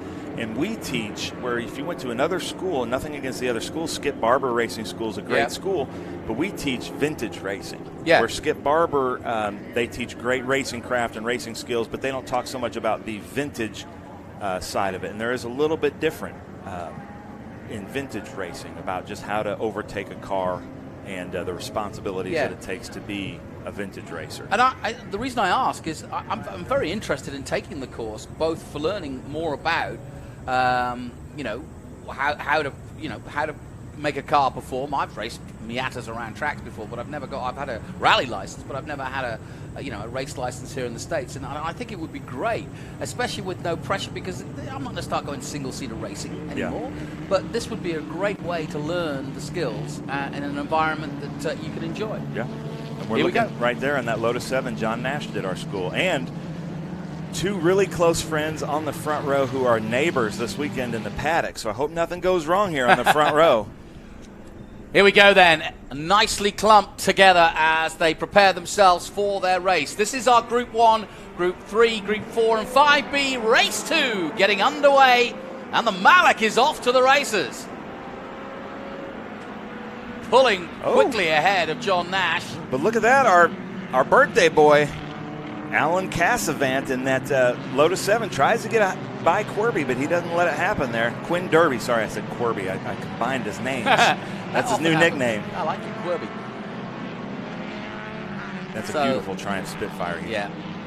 In green, and then look for Andy McLean there in that Bug-Eye Sprite, the blue Bug-Eye Sprite. Another one of our regulars.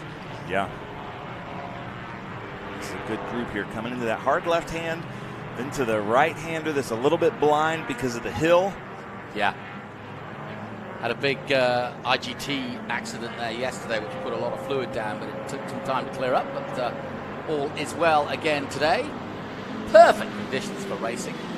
Okay, the 510 by Andy McLean. Now, in this mixed group racing, that should be a Group 3 car there, and the number 74 of Patrick Crum, 1970 Datsun 510, red, white, and blue. Oh, but look at this, John Nash. Already. Quinn Derby. Quinn Derby's doing a really good job by sticking with these two. Well, the Malik jumped out into the lead. Look how quickly they've caught him by Oak Tree. And now down the back straight, he is somewhat in a precarious position. Well, look at him go there. That Malik really does have some good torque, doesn't it? Yeah, and that's a Group 5 car. 5BFM is what it's categorized at. And then we've got comments from Jared Campbell. Says, nothing beats camping with your son trackside and watching all the action on your phone. Jared, where are you? We'll see if we can catch a little glimpse of you. We'll send the drone. Yeah. Great. Nice to hear some feedback from somebody here at VIR enjoying it. And using the technology to stay, because if you're here at one of the corners, you only get to see some of the action. So this is the best way to watch the race, because when the cars go out of your sight, you can look at your phone or your device and look at him sawing that. Yeah, I love it. The wheel. Those are just such sunshine. Skinny tires on. Got a B sedan from 1970 versus what I would consider a more modern spec Miata. Yeah, just a reminder that, like you say, you can download the app, pay $9.99, and get the whole season as well. But $9.99 a weekend to get all the action from SVRA's app or the Trans Am app. But we're also live on Facebook and YouTube this weekend, and that's how we're getting some comments, which is nice. Yeah, well, however you're enjoying it, welcome. And feel free, like you said, to make a comment, tell us where you are, tell us what you'd like to see, tell us what you'd like to learn about, and we'll go and find that out for you. It's impossible with 300 cars here to have a background on every one of them, but certainly you have got a working knowledge, having been around these guys for many a year. Trying. Something interesting, the top 3 in Miata yesterday, and I forget the name of the town, are all from the same small town of Virginia. Oh, cool. So I thought that was pretty neat. BMW, Miata, Sprite. Look at the smile on that Elva Courier right there, that number 59. That's a pretty paint job, isn't it? Mark Gobble. I bet you he doesn't like Thanksgiving with the last name of Gobble. I'm sure he hears a lot of dad jokes about that time. Yeah. And there's that treacherous turn I was talking about, turn 10. That's where a lot of people get it wrong. A lot of slip angle coming through there. It looks like the number 91. That's hard to tell. That should be Scott KRZ. And he said it yesterday. He was on the podium.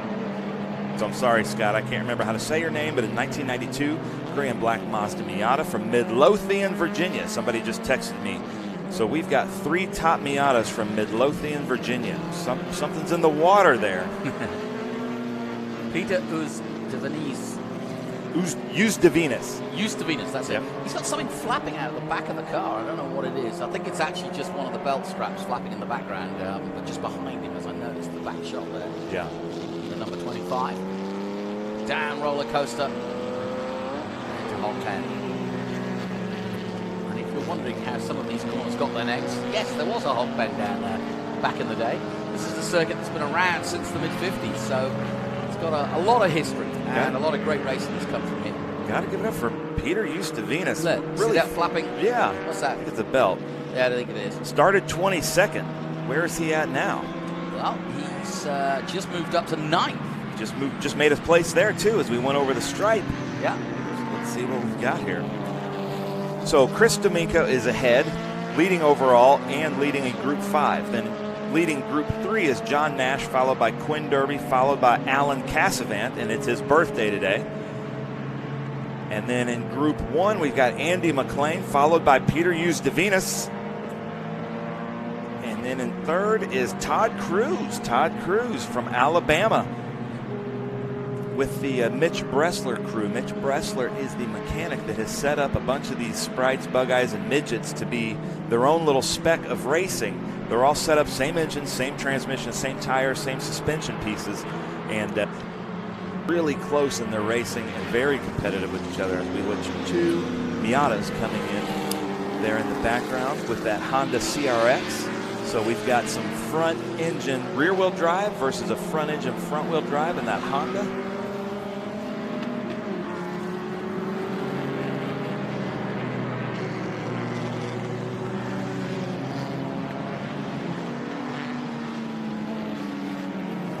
just heard from Race Control that they're watching 3-1, which is that Honda CRX that might be leaking some fluid. And there's that Fiat. Oh, and Todd Cruz right behind him. That beautiful number 10 Fiat there. 124. Who is in that car? Let's look down here. Doug Sanders, 1974 Fiat 124. And there's Todd Cruz with Zapata Racing, all the way from just outside of Birmingham, Alabama, about an hour out. He says, I quote, "It's in the sticks." Where do you live? Oh, it's in the stick. It's in the boonies.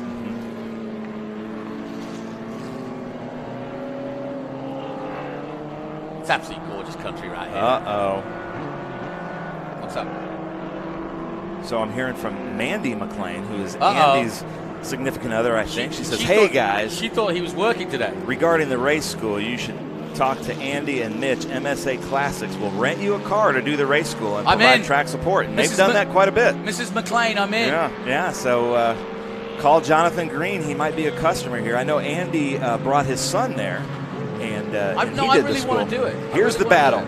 You can see my GoPro in this car right there. There's that beautiful Austin Healey, 1956 Austin Healey racing with V. Carl George. And by the way, that's what I want to race if I get my license. Yeah.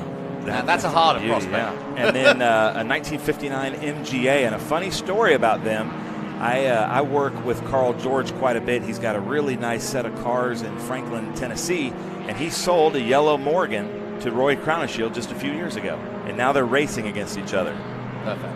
And then who is in that Triumph right behind him, number 44, like a Group 44 looking Triumph? Alan Good. Alan Good, 67th TR4A. And if I'm right, I believe the TR4A was the independent rear suspension in the TR4. So that in 63, I think they moved to an independent rear suspension and made the TR4A.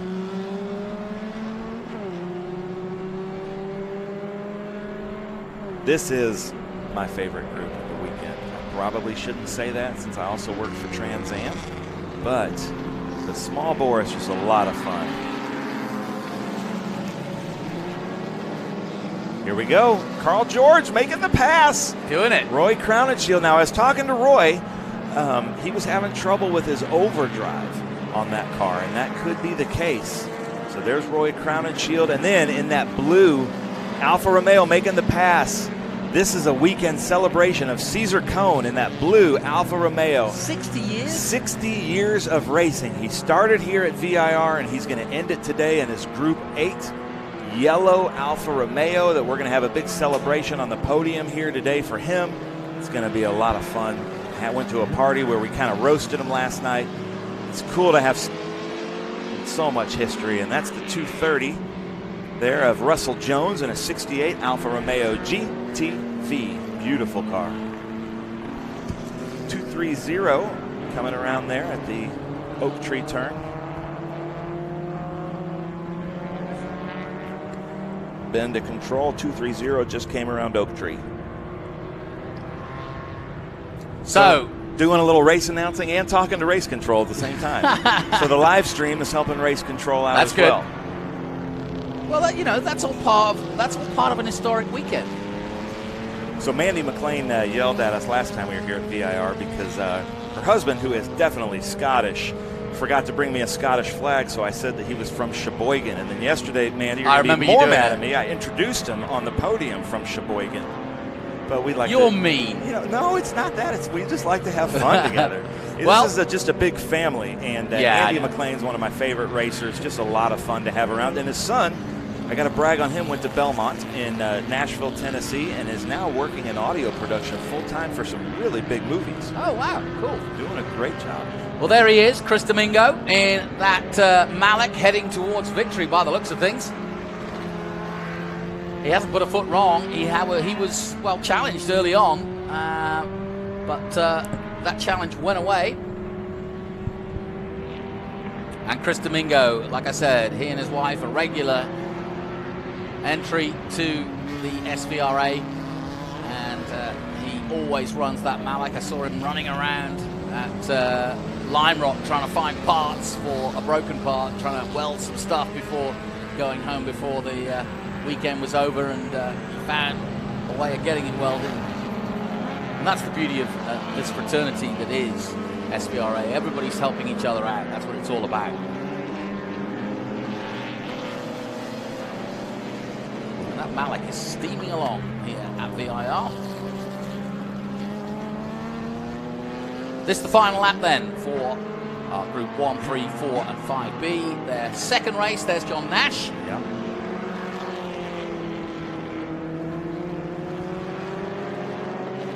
Great to see him working, soaring at the wheel.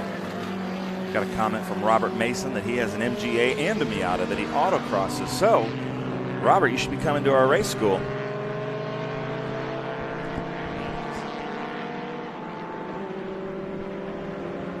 Ben's heading out to get ready for Trans Am. That's, of course, coming up. Looking forward to our first major Trans Am race, which is TA.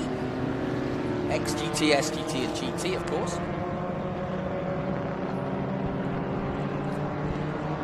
Meanwhile, Chris Domingo on his way to a fine day out.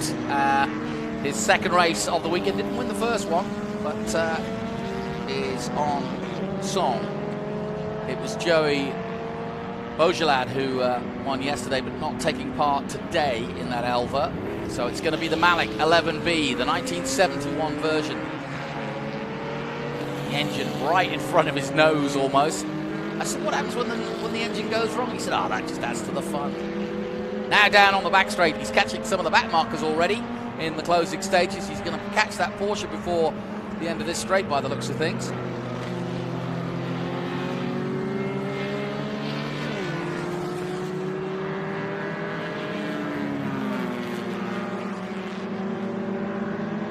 And that little bug-eye coming up the hill. So the field very spread out by this point. You've got Malik, you've got Chris Domingo going towards the finish, and then the others. There he comes down the hill through the roller coaster, and then you've got the others. And there's that Porsche 914 of John Westberg. It's going to be overtaken as out of the hog pen comes our leader, and quite rightly the Porsche just moves out the way. Chris Domingo will just waltz his way to a checkered flag and a victory in Group 1, 3, 4 and 5B. And I'm looking forward to our next race because we've got Ben in the grid and I've got the mighty Andretti alongside me for the race call. We'll take a short break. We'll be back with our lead up to Trans Am after this.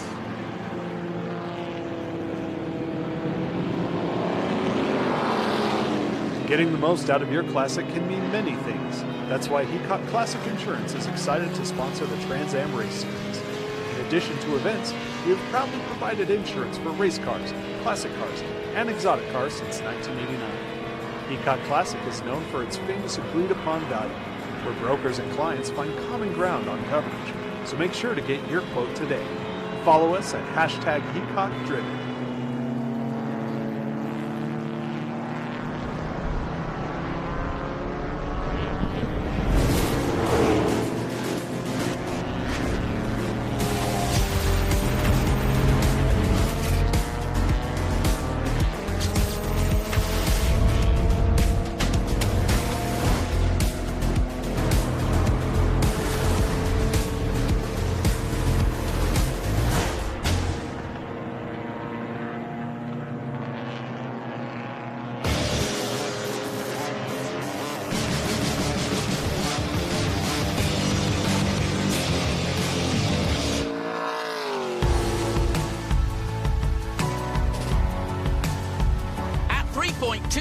miles and starting with a very fast straight into the first corner horseshoe before opening up through 2 and 3 through NASCAR, and then it winds through 5 and 6, which is Snake, then up the hill and down again into the very important complex of 11 and 12 at Oak Tree before opening right up down a very long straight, then down the hill again into Roller Coaster and finally Hogpen before opening up again through 17 and that long run to the start-finish.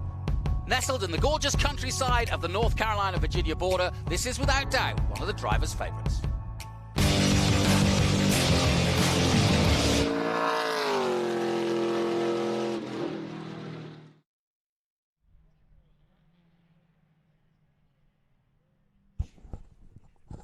Welcome back to VIR, and we are getting ready to go for our Trans Am coverage live from VIR. Really excited because this is the penultimate round of Trans Am 2021. It's been a long, hard season for everybody involved, but as we get ready for Trans Am, let's go back to qualifying and see what happened to get the grid for our TA grid. Let's take a look at what happened in qualifying.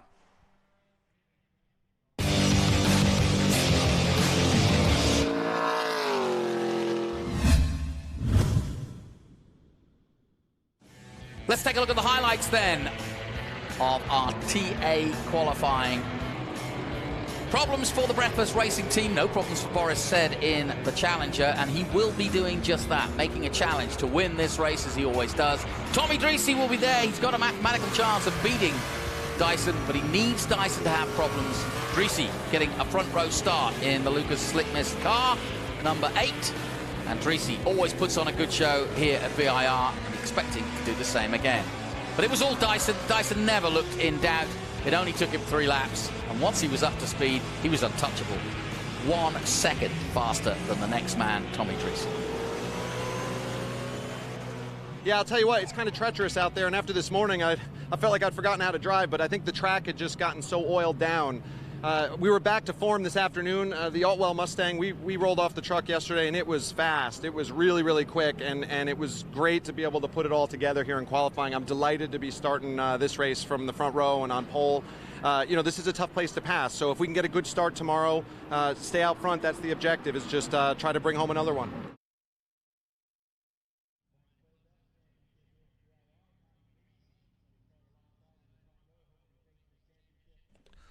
Let's head down to Ben Sissel. Have we down on the pre-grid, getting ready for our latest action from TA. Down to you, Ben.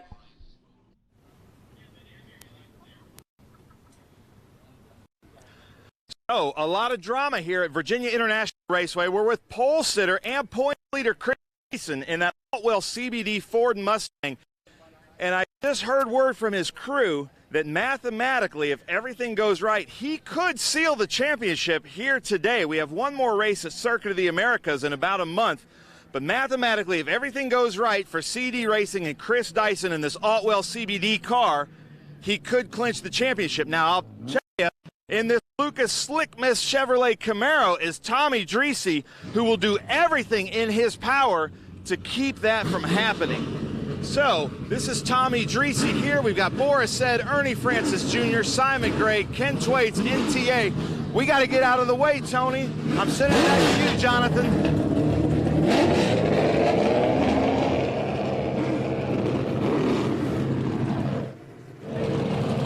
Thank you.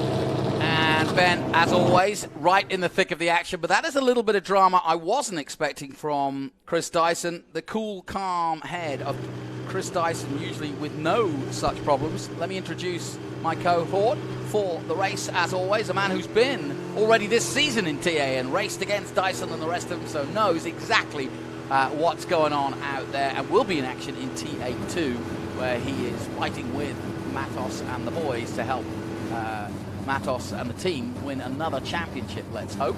But of course, it's Adam Andretti, and Adam, this is not what Chris Dyson needs at this point in the day, having problems just before the pre-grid. No, absolutely not. No, these are definitely not things you want in your mind as a driver, but also Chris knows this is a team that's been together a very long time.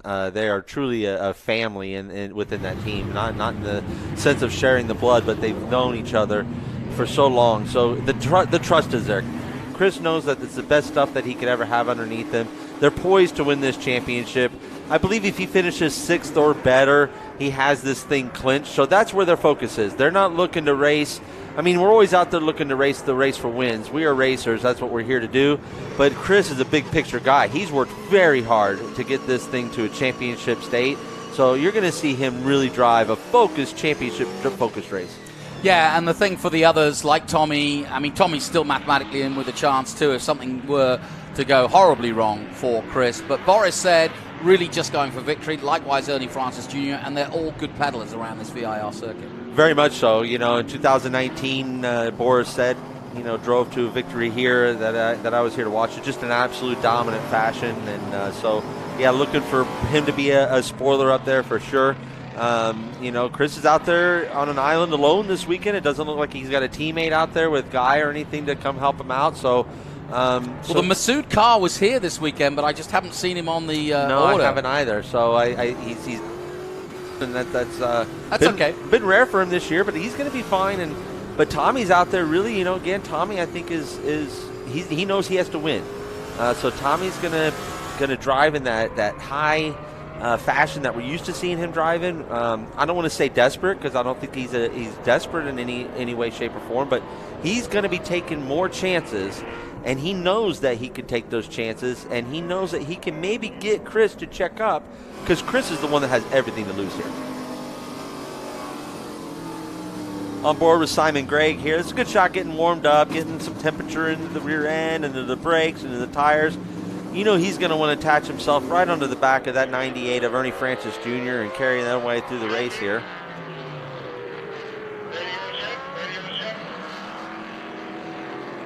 The temperature in the cars here. You see Boris getting warmed up there in that Pancho Weaver special there. And you got Ernie Francis Jr., the champ. You got Simon Gregg looking there. Had Kenny Twaits coming through Kerry Hitt. Great gang through here.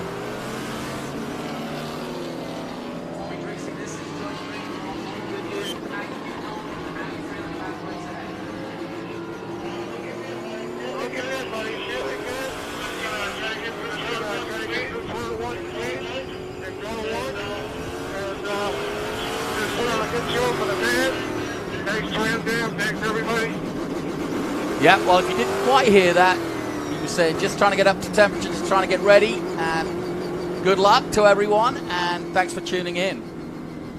At this point, the stewards have asked us in the drivers' meeting, no more scrubbing the tires. They want so that we can get all settled in. This is tight through the roller coaster there. This is fondly known as the roller coaster part of the track as they're circling through right now. They'll come down the hill here, and after they make these two lefts, you enter into hog pens, which is the final two rights onto the front straightaway. So it's a tight area, but the stewards want us nice and bunched up and to get us a good start here. Yeah, no question. And this is the time where the nerves start to jangle a little bit. You've been there, Adam, and you're going to be there this afternoon. This is the tough time, isn't it? Boris said, Ernie Francis Jr., side by side. It's really tight, and David Hoots has made a good job of making sure that no one kind of goes to green until he's good and ready, and it makes it just a little bit more exciting. And look how packed up they are for our TA. He certainly does make sure that we get good and packed up, that we have a nice tight pack there so that it's a good race for the fans getting down into turn one. Well, listen to that wonderful roar. As Chris Dyson leads the field, Tommy Dreesy will try to pounce. Boris said on the inside. Good start also from Ernie Francis Jr. Nice braking from Boris said on the inside in the Challenger, and he's doing just that, making a challenge as Francis is forced to go wide as we go on board with Simon Gregg just behind this group in the lead, heading towards NASCAR for the first time. Francis Jr. makes a move on Forrest said. Oh, squeezed through there. Nice move. Ooh, Ernie is racy. He wanted that's a move he wanted in turn one, and Boris was like, nope, I am sneaking in here. But I tell you what, that was a bold move, and it shows what kind of grit's between Ernie's teeth right now today. I don't know if you'd have had a chance, you'd be busy, but Ernie Francis winning yesterday in his single-seater. So he's got his tail up, has Ernie, and he had disappointment in qualifying yesterday. Something wrong with the car, and we interviewed him, and he was almost nonplussed as to what possibly else could go wrong with his breathless racing car, because he's had so many problems. But on board with the leader, Chris Dyson, as he comes down towards the back of the field now and into Oak Tree for the first time. Chris is looking inspired, and he's looking very comfortable behind the wheel. And then back to Ernie, absolutely. It's so happy to see what he's doing in the single-seater. That's something that was so new to him at the first of this year at Road Atlanta. I talked to him a lot about the challenge that was ahead of him there. He stepped up. He stepped up his workout regimen so that he could build the upper body strength he needs to drive those open-wheel cars. And he's won races now on those things, and that is not easy to do, especially when he's got zero experience driving a car that is completely different from these TABs that were on board here with Tommy Dreesy and that Lucas Oil Slick Mist. Yeah, and these aren't inexperienced drivers he's up against in single-seaters. These are honed ex-karters who are on their way to Indy or F1. Absolutely, they're kids that's all they've done is open wheel, single seater, vehicles. And Ernie, he's the opposite. All he's ever done is really sedan racing. So for him it just shows the caliber of racer he is, and he always does Trans Am. So proud. Boris said they're in the bright yellow Pancho Weaver Classic, settling into 4th place there, just going to kind of settle. And he's had that mantra in these TA races this year, Boris, is just to save the tires. Yeah. Well, he did it last year here at VIR. He kind of held his powder and came through at the end very well. You see Ernie getting really racy up there with Tommy Dreese from the fantastic aerial shot that we're given, coming through Snake right here on the approach to the uphill S's. This is one of the, as a driver, one of your favorite places to be at in this area is the uphill S's. So fast, almost flat out in these heavy, fast, high horsepower cars, and probably not with the heavy fuel load that they have going on right now, but definitely a great point of the track there. Yeah, Dreese was trying to concentrate on catching Dyson, but now he's got to think in his mirrors because all over him at the moment and heading on the back straight. Now, Adam, I'll put you in Ernie's position now. How do you go about a pass down here, or is it simple? Well, he just started right there at Oak Bend. He got a much better run than Tommy down the straightaway. It looks like Tommy's definitely handling well down the straightaway, so to speak. Some good horsepower underneath the hood of that Camaro. But this approach is a really tricky passing zone here, is because to be in the inside in the braking zone makes you in the outside of the right-hander here, as you can tell. So it makes it a very tricky place. Really, honestly, what Ernie's going to set up, if I know Ernie and the racing that I've done with him, he's probably going to set up for a good run out of hog pens here, onto the front straightaway, and a late braking maneuver there into turn 1. Great start to this race then. Chris Dyson leads them over the strip. Beautiful sounding car as Tommy Dreese still very much in pursuit, and Ernie Francis now in 3rd place is looking for a way to get on level turns if not past. And he's keeping an eye on Dyson. All 3 of these men mathematically with a chance to win, but Dyson could, did you say top 6 could wrap him up, depending on where the others finish? Yes, I believe if he gets a top 6 finish, the math works in his favor, and he walks out of here, goes into Coda as the 2021 Trans Am champion. And I know this is something that CD Racing and Chris Dyson have personally invested a lot of time and energy into, and this is going to be a very emotional and exciting time for them. This race is getting this back for the 2nd place spot. Look at this. Now Dreese's under massive pressure from Ernie Francis Jr., our 7-time Trans Am champion. I thought we were going to see something into Oak Bend here. We might. Nope. No, he's going to mind his P's and Q's. And again, I just don't think Ernie is going to get a toe enough to get a run down this back straightaway. And Tommy is very good. Didn't quite catch what. Listening in on his radio as best we can. Look at that. The hood's about to come The off. hood's flapping up. He's in trouble. Because if that flips up at the back straight, I mean, he's damned if he does, damned if he doesn't. He can't slow down on the back straight, and you never know where he's going to hit a crosswind. He's going to be in trouble again when he gets onto the straight again. But it's loose, isn't it? It looked like the maybe some of the latches, a latch or two made it come undone. But it certainly is lifting there in the front. You can see right there, it's got.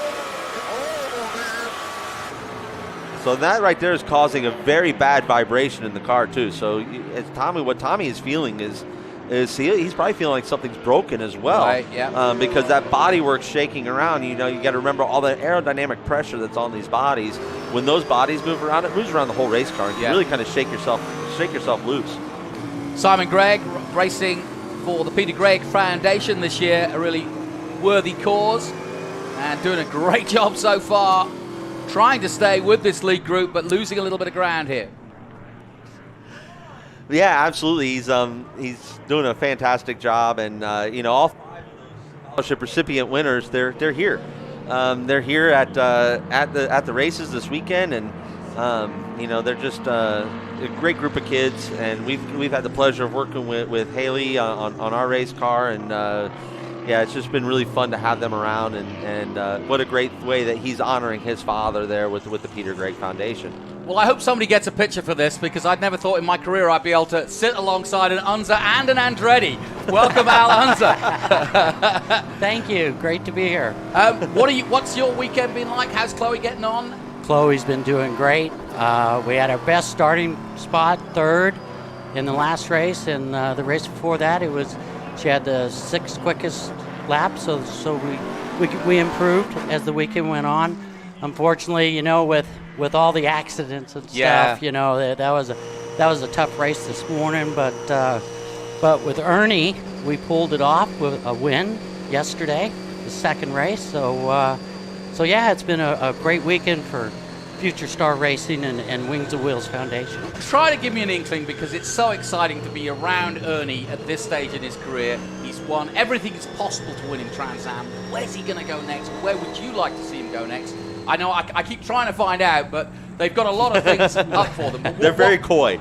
Well, hey, you know, I love the Indianapolis Motor Speedway. So okay, we'll leave it at that. For me, it's the Indy 500 is the thing. So hopefully, you know, he's definitely proven. The family's done well there, including yourself. Yeah, it was good. It was proven that whatever kind of car he gets in, he's fast. And so anytime you have a versatile driver like that, you know, they're thinking about it, they're using their head out there.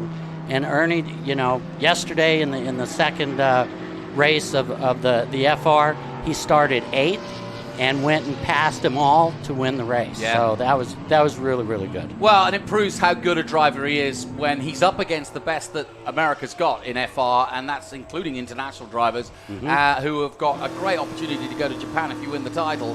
And so these guys really are the next Alex Palous, the next Pato Awards. Yes. And it really is showing just how good he is. It's not until you actually take him out of Trans Am and maybe put him into that environment and he's taken to it.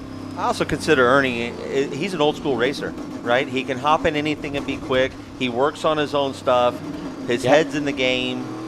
He's looking towards his future always. I mean, he is an old school racer. He's physically fit. Oh, yeah. I mean, everything.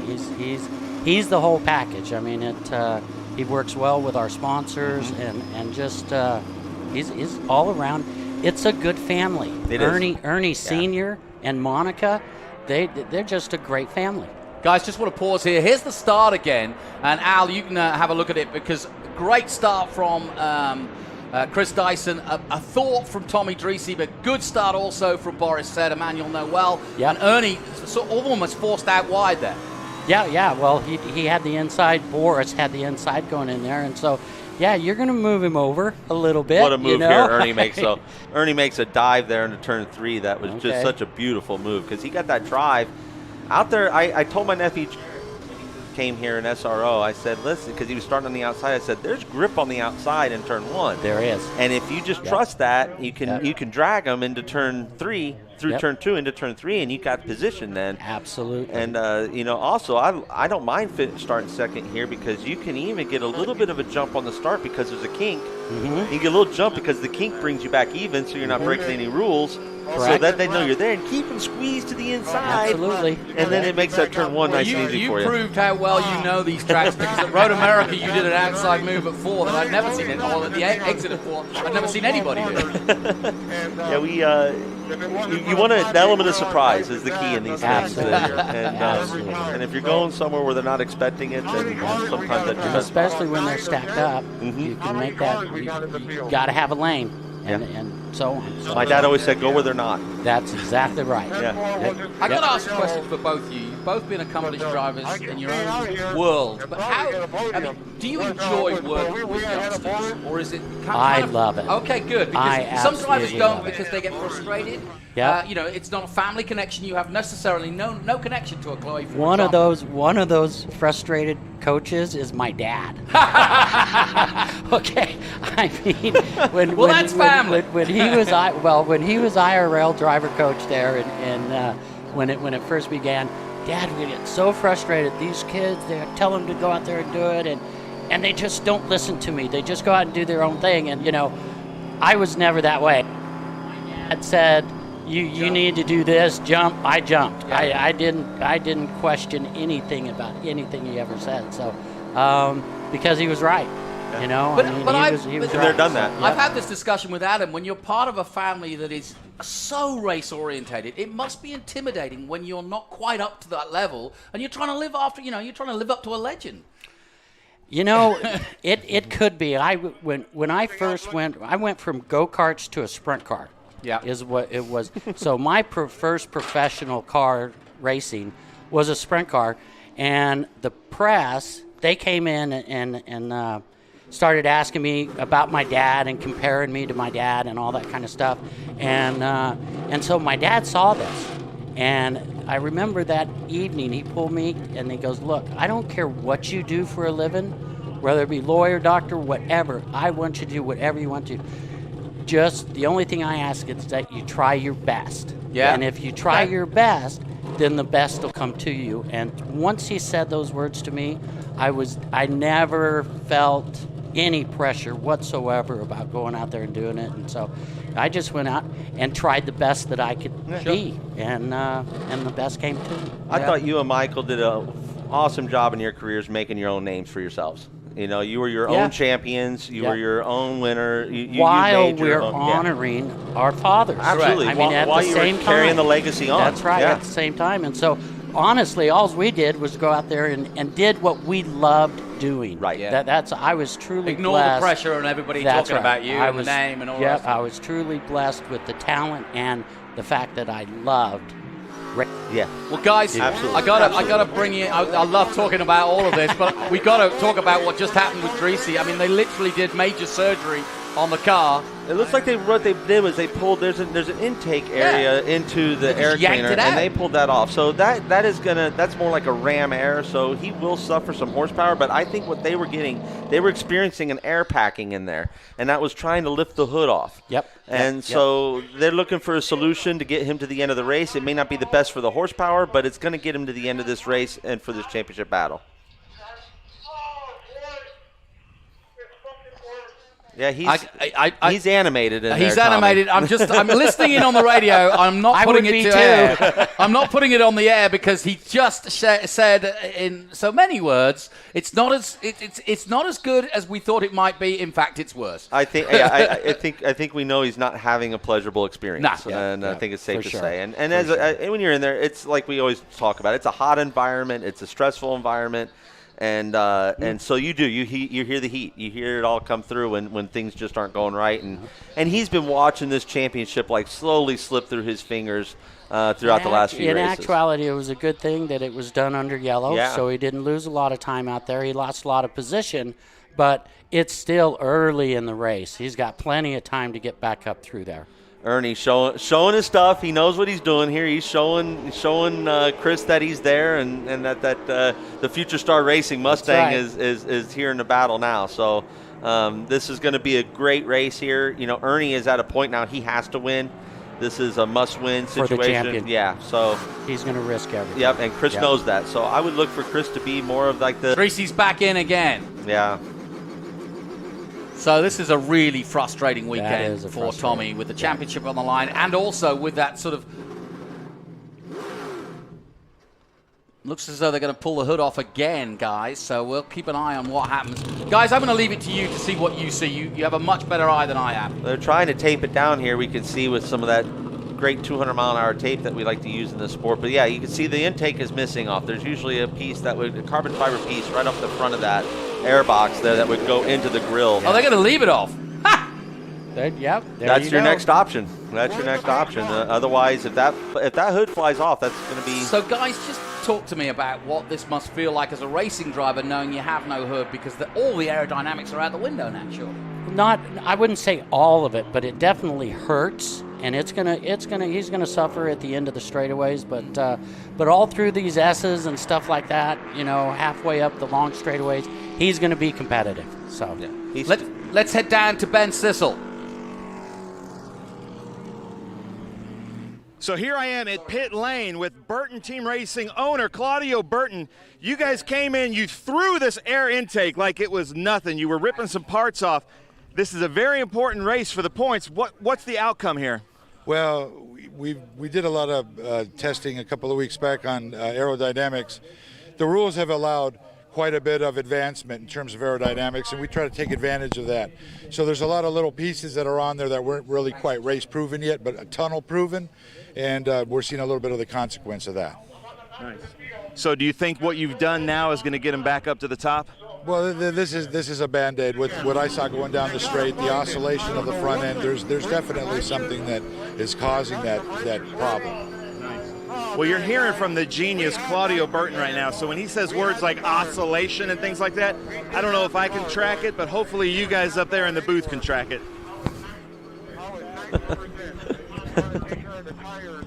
Thanks, Ben. Good stuff. And we've just heard on the radio that Tommy's actually, because we're going to keep going under safety, he may come in again, guys.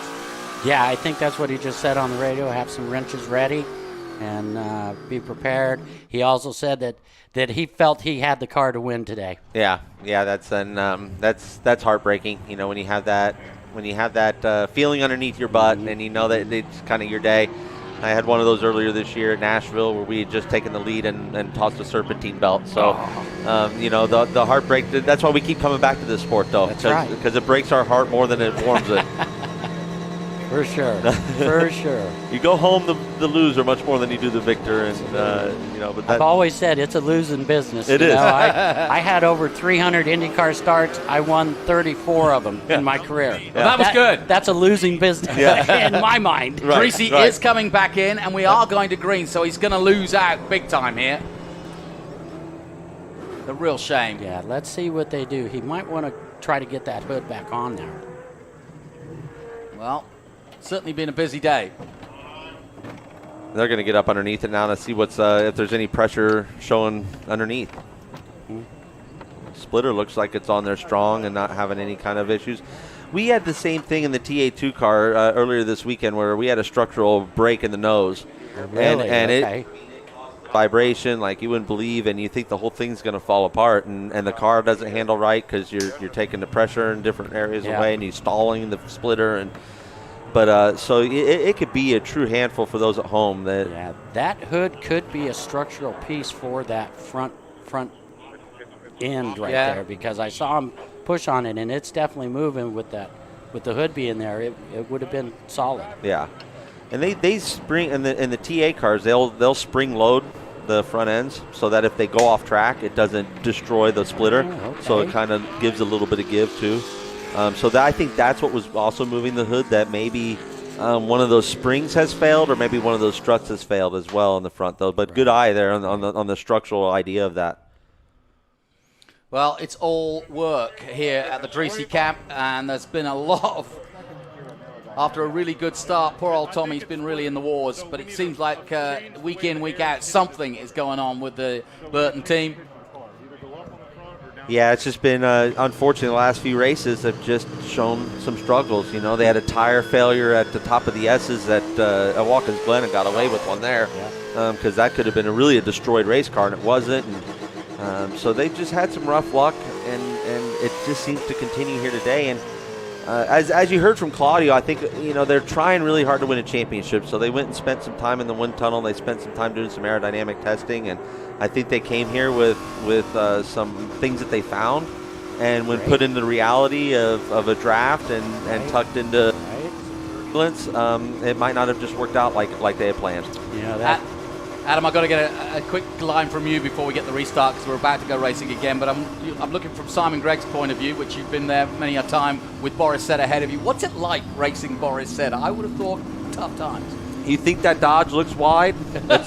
It's 3 times wider than what it looks. No, Boris is a classic racer. You know, he's very difficult to pass. He doesn't want to be passed. None of us want to be so, and he's very good at making it wide. And he's one of the late breakers too.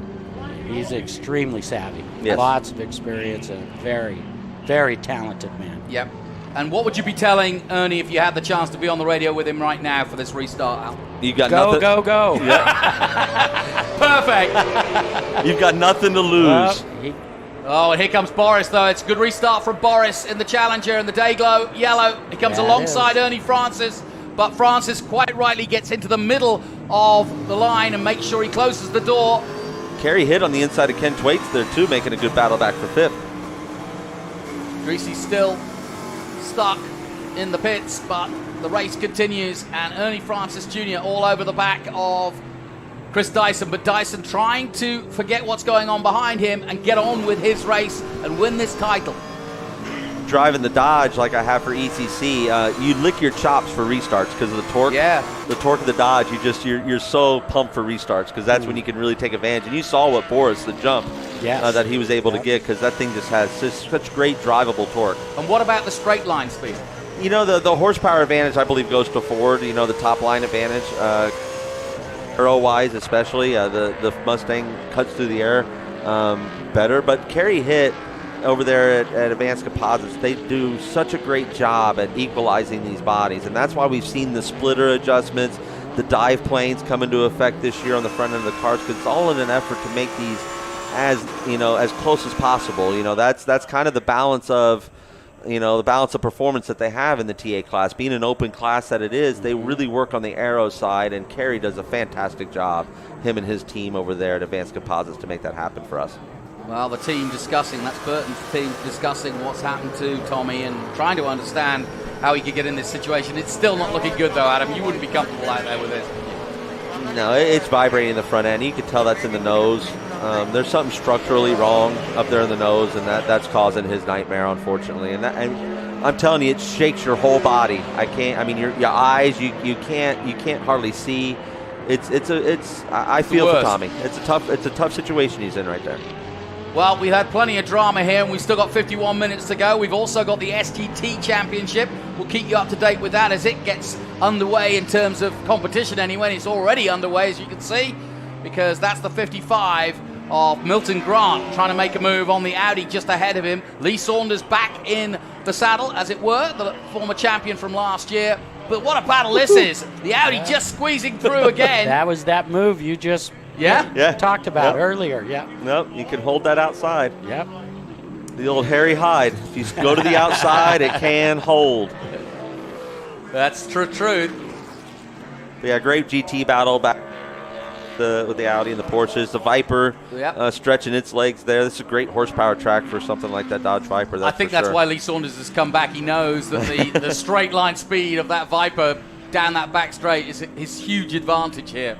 And if he can make it work through the corners, then he's really not going to have a problem. And he's proving it. And for our yellow that we had out there, it was for Matt Budston. Matt Budston had crashed. Right. So it was hard to get that information. We didn't really see what had gone on the track, and we were, two-time Indy 500 champion shows up in the booth here. Yeah. I distracted you. Yeah, guys. we're going to get into talking about some some fun stories. Yeah, absolutely. Well, Andretti, I've got one for you here. You hold the record as one of the only drivers to have raced all three marks to victory. Yes. And Mike Skeen's got his eye on doing the same.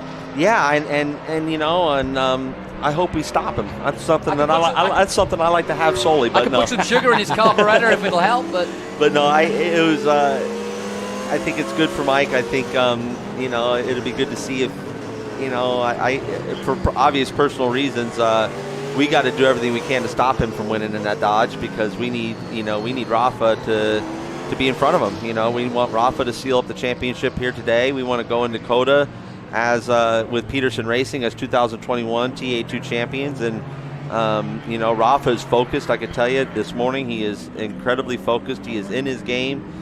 He is ready to go, and I think we're going to have a great TA2 race. We got Connor, the youngster, Connor Zilich up there on the pole, and what a phenom he is, and so excited to see how time and a big full body car. Are you aware of this story, Al? I'm not. No. I got to tell you, think about this. This is a kid from Mooresville. Okay. Down the road, North Carolina, 15 years of age. 15. Okay. Been karting internationally. Right. Got a bit of help from Mike Skeen in terms of coaching. Okay. Took the track record in his first outing yesterday. Yeah. Wow. Beating Mike Skeen and Rafa Matos. And this man here. Yeah. No, he's on pole. Yeah, wow. That's a great job. He's a name to watch. He's a name to watch. You betcha. And I told Connor this earlier in the weekend. Congratulate him on his win. Tommy, unfortunately, coming out of the car here, and this is heartbreaking. You can see it in his posture, right? Yeah. This is. Yeah. Hands are up. Lucas, always the promoter. Absolutely. Lucas slick missed, and he's a showman till the end, that's for sure. And what that means is, with Dreesy out, you pretty much got to think that Dice has now got the title. yeah, he needs to finish 6th to clinch this. And you know, so Tom, I tell you right now, Chris is sitting there with Ernie in his mirror. If Ernie does anything to show a nose, knowing Chris, it's not going to be an ego battle. He's going to go ahead and let Ernie let Ernie have it go. And but yeah, this is a sad sight here, you know, for Tommy to be out of the car talking to the officials. But look, I mean, making the man laugh here. So this is typical Tommy Dreese, and he'll come back and he'll come to COTA with just one thing in mind, and that's to go win a race in COTA. Right. And for Lucas Oil, you know, Lucas Slick Mist, and Forrest Lucas and his family, who's such great supporters of our sport. And, yeah, and I would think that Chris is just being nice to the equipment, nice to the gearbox. If I can stay in front of Ernie, that's great. You know, right. I mean, we chase those race wins. Yes. And so, you know, he's thinking about winning the race, but also being good to his car and not taking any risks with that. If in fact Ernie does get close enough to make a move on him, I'm sure he'll just let him go. Because I'm sure the team has let him know that Dreese is out. Now, what's happened here to Simon Gregg? He's pulling off as well. It looks like it's broken, yeah. So this is a bad day for Burton Racing. Yeah, rough day for Burton Racing. Yeah, very rough. So Simon Gregg also out of this race and heading back to the pits. Did a great job of getting off track and making sure that we didn't, you know, lose. Yeah. So really, that's a professional right there. That's someone who's been doing this a long time, like Simon. You'll like this story. Andretti did the same at Brainerd, but he didn't realize he'd gone off track and managed to get himself on the drag strip in the middle of a drag race. In the middle of a drag race. Head on a live drag strip, yeah. Well, that's the track's fault. They shouldn't have had that for you. Hey, you're right. I stood by that. Your excuse is the same as mine. You know, it made for great TV, I can assure you, because I spotted it immediately and went, what on earth? Andretti's on the track strip. And to your point, Al, is you can watch the difference in the driving. Chris is not touching a curb, and Ernie is blasting over every one of them. Ernie is out there just trying to get and driving his heart out. Chris is like, this thing needs to finish, and I just need to come home. Yep. Let's head down to Ben Sissel. He's got Tommy Dreese, and I'm sure Tom will still have a smile on his face. Well, this is heartbreaking. Tommy, we talked to Watkins Glen a few years ago when you couldn't race because of a health issue, and you were so close in the championship. You're so close in the championship now. What happened? We've just been fighting this aerodynamic problem with the front end at quite a few races, and we usually get it pretty good for the race. You know, we're always pushing the envelope, trying to do new aero stuff, you know, and they worked till midnight last night trying to fix it because it was a problem in qualifying. You know, we did a low 45. That didn't even show our. I don't know if we would have hit that 44 flat, but we were like a 44.3, and then we get in the high speed stuff, and it just shook like crazy. And they worked on it. We thought for sure we had the problem solved. And we go out. We start the race. It was, I almost got into Dyson at the Oak Tree because I could tell he was struggling, you know, with the. You know, cold tires, and I think we had the car today. You know, everybody always says that when they're out, right? But I know we had the car today. I know we at least had a car to battle with Dyson. Well, Dreese, hold on. Let me get a little bit awkward. Would you mind going up and joining them in the booth with two-time Indy 500 winner Al Unser Jr. and give some of your commentary and your insight? Would that be okay? If they get the car fixed, I might have to go back. But if not, I'll be up there. Thank you, Tommy. It's third floor, right up there. Thanks, Tommy. Thanks, Lucas Oil, my family at home, Burton Racing. We all try the best we can. Lucas Oil, my family at home, Lacey, Jagger, Elin, Mama, I love you. Nice. All right, back to you up in the booth, guys. He hasn't got time to come in the booth again. He did that last time at Watkins Glen. But a great character, a great showman, and just great to have around, Tommy Dreese. And I have to say, the championship may be over, and I can officially say that now, that Dyson will take the championship because of that incident with Dreese. But, Adam, you have driven against him. Al, you've been watching it. This is the best I've seen out of Tommy in a long time. Tommy is in his game, absolutely. You know, we were joking the other day. I said he's a bit of a late bloomer. You know, he's definitely come into his own as a driver, and this is the best I've seen Tommy drive in his entire career. And that's why you're really, you know, it's a shame to see the result like this. But he's going to come back next year, and he's going to be, again, another one that everyone's going to have to watch out for. And there's going to be some, there's rumors that I'm hearing throughout the paddock that we're going to have another, famed chassis builder coming back to the Trans Am paddock and with more cars and more talent. And I think it's just going to make this series that much more exciting to tune in for 2022. And now, what do you think of Trans Am? Because it is a bit of an enigma. It's been around. You know all the names. All the greats have raced at Trans Am at some point. And even people like Boris said, who's done it all, from sports car racing to NASCAR, you name it. But it just keeps attracting good drivers. Yeah, and that just shows the growth of it, and it also shows the competitiveness of it. Any series at this level, you start getting in there, it's tough to run the top 10. Yeah. And so it's only when man, those cars look cool, they sound cool, they're fast, I want to do it. Mm-hmm. And so that's really what's happening here, and they've done a great job with it. Yes, it's got a lot of history to it. Got to move. We thought about it. Trying to use traffic, trying to use traffic, and Ernie's trying. Look at this, he's trying. Well, there's no question that Ernie wants to win this race for a different reason. Yes, every racer driver wants to win the race, but he's won a single-seater race yesterday. Could he win a stock car race today? Wouldn't that make a little mini record in its own way? So I don't think that's he would love that for his social media. He would absolutely love that, and his fan base would love it. We would, and the whole bit, and he could. I mean, I could see Ernie going into Oak Tree, and he's like, oh, no, I don't want to hit you, and it's one of those real tight moments where he had that great run because of traffic. But, a little bit of a mistake from Chris there through hog pens might give Ernie a run down the straightaway here into turn one, because Ernie's been very good on the brakes into one.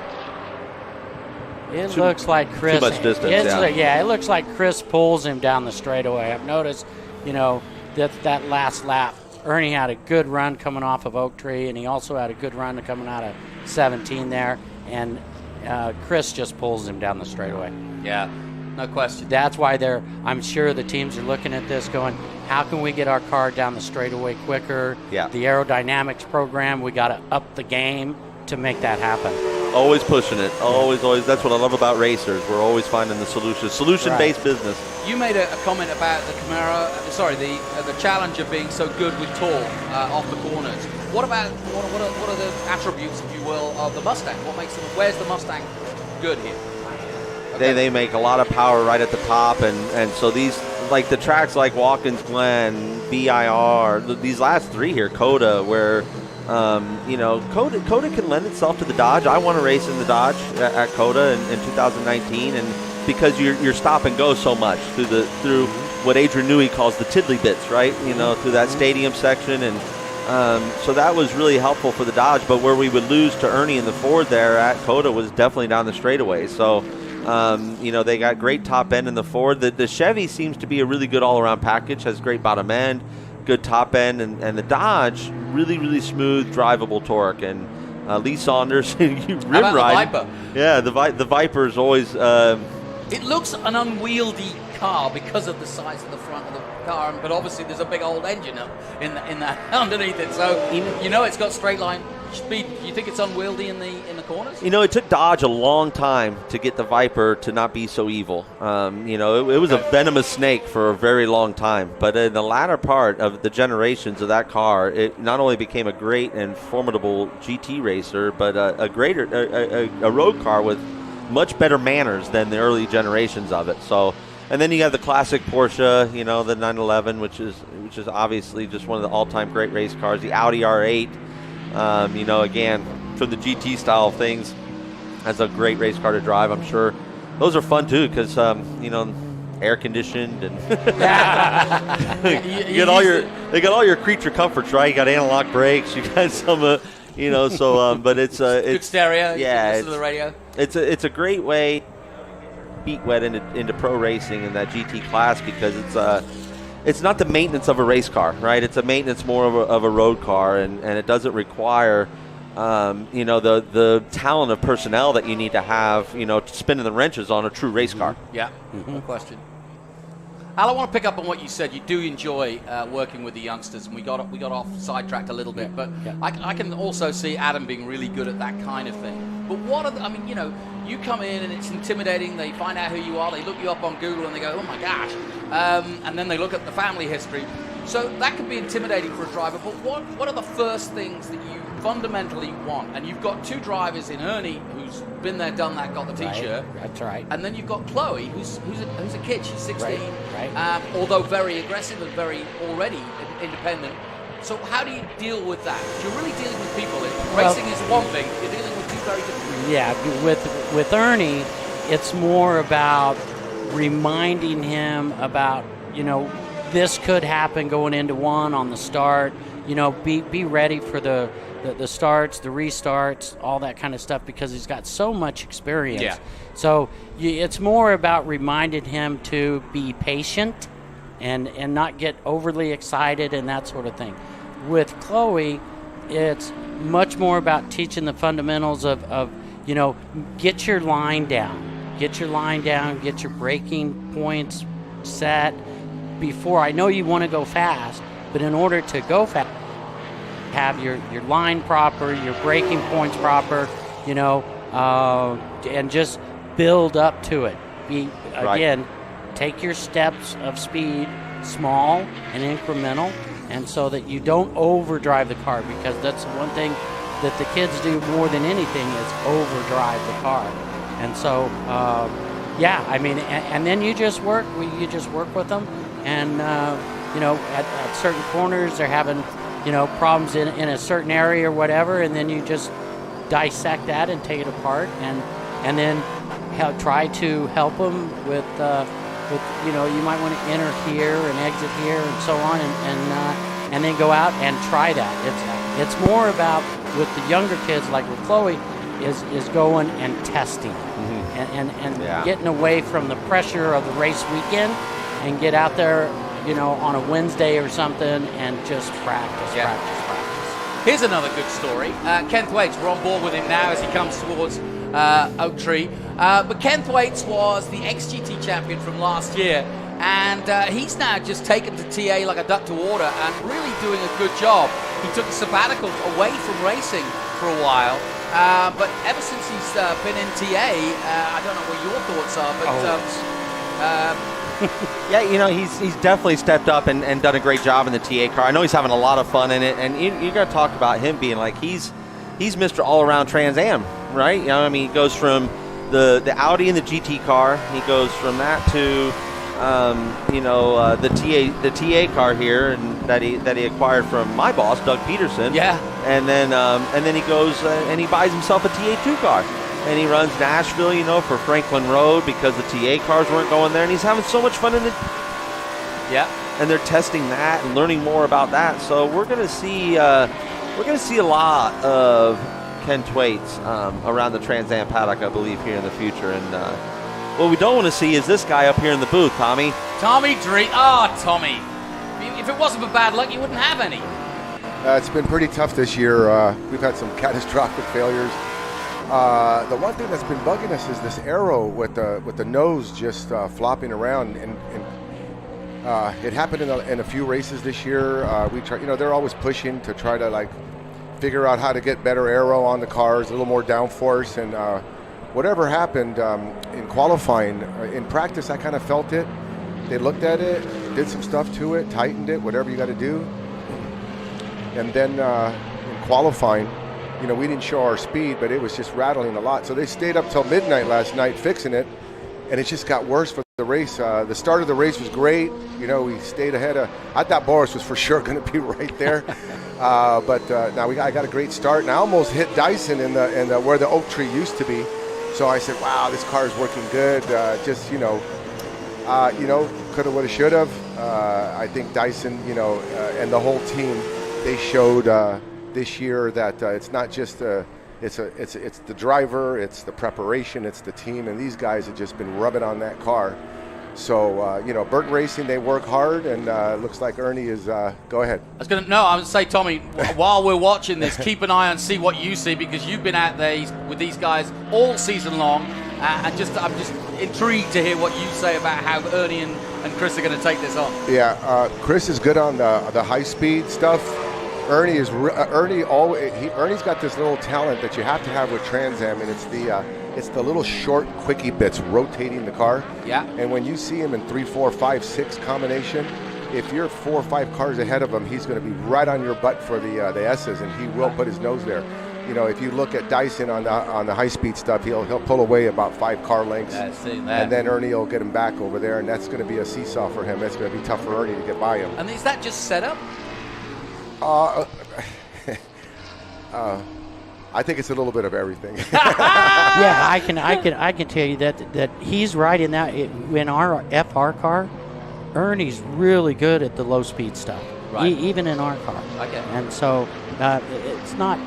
Yes, it is set up because you have to have the car to have the grip, but it's also how you attack that left rights and the low speed, putting the power down, all that kind of stuff. I think most good drivers, most drivers that are up there, we can all do the high speed stuff. The aero starts coming in, you get that rhythm going, and you start flowing, and you get that rhythm. But when you get into that quickie bit stuff, there's a talent there of being able to rotate that tire with your brakes and trailing and throttle on, and that's setup and driver.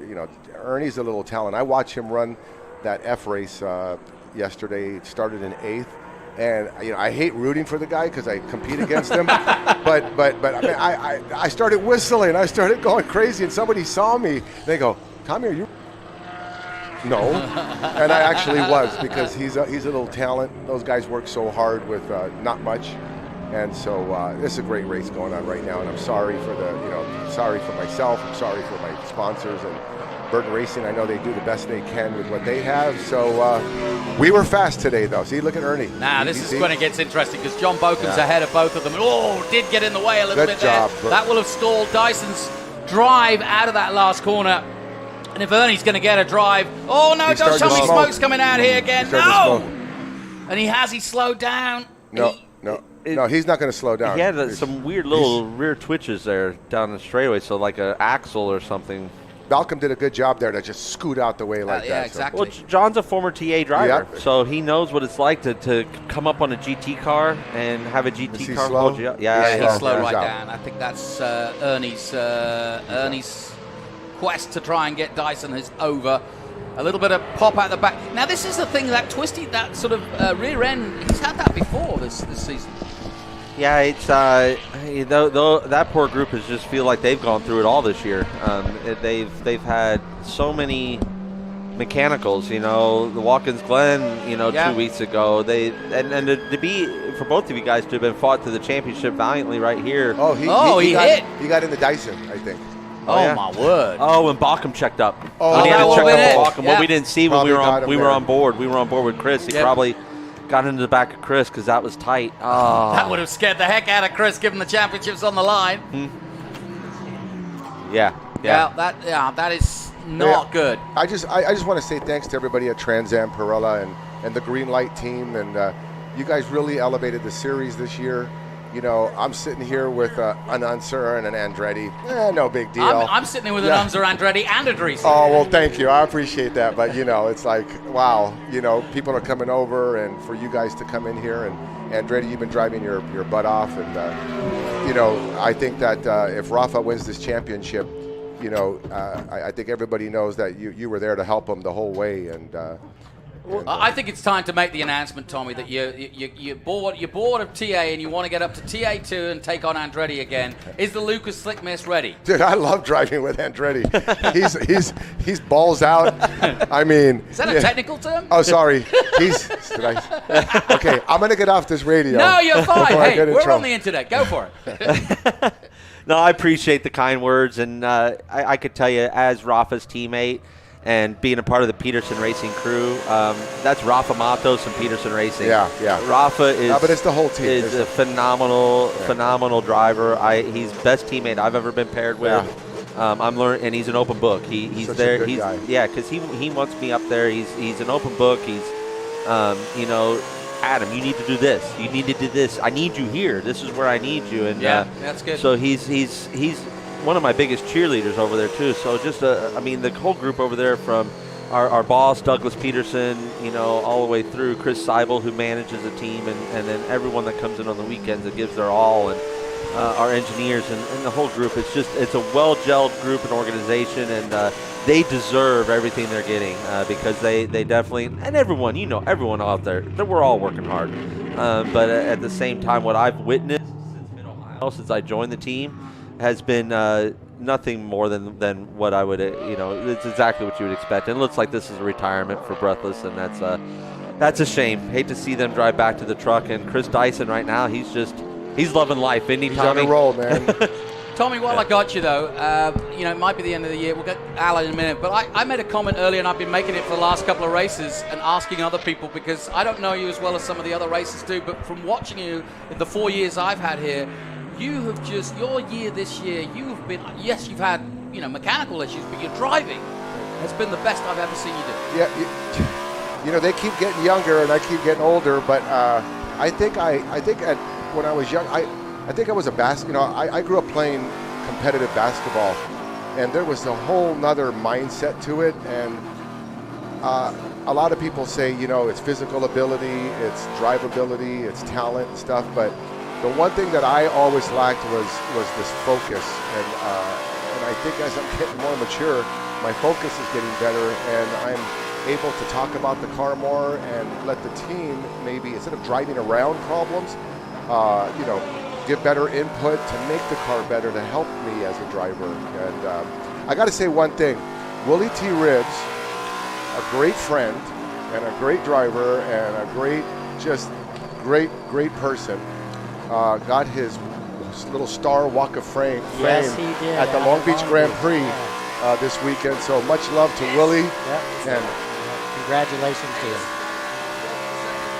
Let me pause for a second, because Ben is in the pits, and he's picked up Ernie Francis's dad. So I'm with Ernie Francis Sr. They were having some great match racing out there with Dyson, but then he came in with some obvious damage. Do you know what happened? For what he told me, I guess he was just taking his time behind Chris and just taking time to try to wear him down a little bit. And coming up to some lap traffic, I guess they're not watching what they're going, and they stopped really hard, I guess, in front of Chris. Chris locked up his brakes, or something happened there, and Junior had nowhere to go. And I guess he went into the back of Chris, which knocked out our oil cooler, power steering cooler. So there was nowhere to go, but it just happens. I wish some of these guys would just watch their mirrors and move out of the way when these cars are coming up. Yeah. You can hear the obvious frustration. Ernie, let me ask you, can you send Junior up to the booth to announce with Al Unser Jr.? Maybe give us some commentary on what happened out there? If he's up for it, I love asking the awkward questions. Gentlemen, back to you in the booth. Thanks, Ben. Yeah, I hope you realize that this booth is only, 10 by 10. I don't know how many more drivers, but I'm loving it. Bring them in. But, guys, obviously there's a lot of drama going on here, and that impact was scary both for Ernie, because the last thing he would want to do is be the reason for the championship. But here it is, guys. So Bochum gets out of the way. He realizes he's in the way and then tries to come to the right. They think he's going to the left. And then suddenly, Ernie gets into the back of Dyson as they accelerate. Yeah, it was on the exit of the corner, and Ernie was just expecting Chris to just take off. So, yep. That's a darn shame. And we're here with 6 laps to go. And before we get to the draw of the race here, I got to admit, I've started the book. Oh, really? Okay. Yeah, because also did John's book, Racer. Yep. My brother John and my late brother, and Jay does great work, and so obviously I know so much about your story because I grew up, but to read from your eyes, I'm only a little bit in. I'm really early right now. You're talking. I'm around karting to sprint cars right now. Okay. But tell the fans a little bit about the book and the project and how that went. Basically when COVID came and everybody went on lockdown and stuff like that, and I didn't have really anything to do, so I said, it's time to, because I haven't had an autobiography kind of thing, and so it's time to do it. So I'm just going to do it myself. So I took this online author school thing. I got into it. I got a few weeks into it, and I'm going, and I got all my Post-its, and I'm doing all this kind of stuff, becoming an author, right? and I got into right about the '89 Indy 500, And I just went, you know, this is too important. This story's too important to leave to a beginning author, right? And so, you know, the only one I could think of really was Jade Gers, because he did such a good job on John Andretti's book and The Beast. Mm-hmm. Yeah, I've done some work with him on The Beast with the Mercedes engine. Yeah, such a good book. So I contacted Jade. I go, Jade, I need help. and so we went from there. We went to Octane Press as the publisher, and it's just telling my story, just as raw as it could be, the truth, and in everything, you know, the racing, my personal life, you know, what's it like raising kids, being a family, and being on the road so much, you know, throughout my life, and you know the pressures of the Unser family, you know, and what that was like going up to Chama and snowmobile racing, and we would be snowmobiling, but then they would turn into races. And so we know a little bit about that on the Andretti side too. Exactly. And so we just, you know, and so it brought me up to you know, this point in my life where I'm helping the kids and giving back, or giving to the kids what was so freely given to me. You know, that's well put. With where I was born and all that kind of stuff, and I'm just trying to pass on all that stuff, you know, and racing with Roger, racing with Rick Mears, how much Rick Mears helped me. And I went into Penske Racing as an IndyCar champion and an Indy 500 winner. And working with Rick was just super. Yeah. I mean, he helped me a lot. And so I just wanted to share everything like that. You know, there's just several different stories. It's hard to come by. You know, Pocono 500, 1985. I had a broken leg. Yeah. And I didn't have radios, and I was the first one that ESPN wanted to talk under yellow. Okay, I was one of the very first ones, right? And so they asked me, and I go, well, as long as it's under yellow, I'll agree to it, you know, kind of thing. And so we ran like 120 laps. My radios went out right away in the first part. And so we were using a signboard where they'd ask me a question, a closed fist is no, an open hand is yes. And so there, how's the car, you know, do you need front wing, yes or no, a lap later, you know. And we're working this whole thing, and it's doing great. And there wasn't a yellow until like a lap 120 out of 200. So we're more than halfway through this Pocono 500. And we have this yellow, and we're going along, and then all of a sudden, hey Al, this is Larry Newberg. It scared me to death because I didn't I hadn't heard anybody for an hour and a half. You're like, where's he coming from? And all of a sudden, hey Al, this is Larry Newberg. Can you talk to us? I pushed that button and I went, oh my God, I can hear you. I mean, you can hear me. I mean, get that radio down to my guys right now, like that. and so they did, okay? I thought, okay, what they did, he goes, yeah, we can do that, but will you talk to us? And I said, well, sure, yeah, okay, go ahead, as long as you get that radio down to my guys. He goes, we will. Okay, so then he says, I hear Dennis Swan, and what they use the TV on Dennis Swan, my crew chief, and so Dennis Swan was talking in the microphone on the TV. All I heard was Dennis Swan on the radio with me, so they got, and he's asking if he wanted to change my left front, because I had the same left front on all day, and I go, yeah, it's cool, change it, you know. And so the race starts again, okay, we go under green. All of a sudden, Johnny Rutherford, about 3 laps into it, Johnny Rutherford spins, hits the fence in turn 1, and under that yellow, it starts to sprinkle, okay? And so when the yellow first hit, I called into the pits, Dennis, do you want me to pit? And nothing. Crickets, right? So I thought I was back in communication.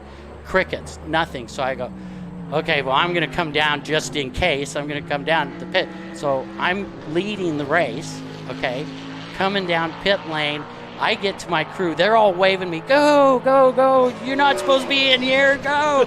So I throttle back up again, and Rick Mears passed me because he stayed out on the track. He passed me. We're now under yellow. It's starting to sprinkle. And I push that button. I go, Larry Newberg, are you there? He goes, yeah, Al. Yeah, we're here. And I pushed it again. And I called him every name in the book. You cost me this race, you such and such and such. I didn't let go of the button for a lap and a half. Oh, no. I went horse.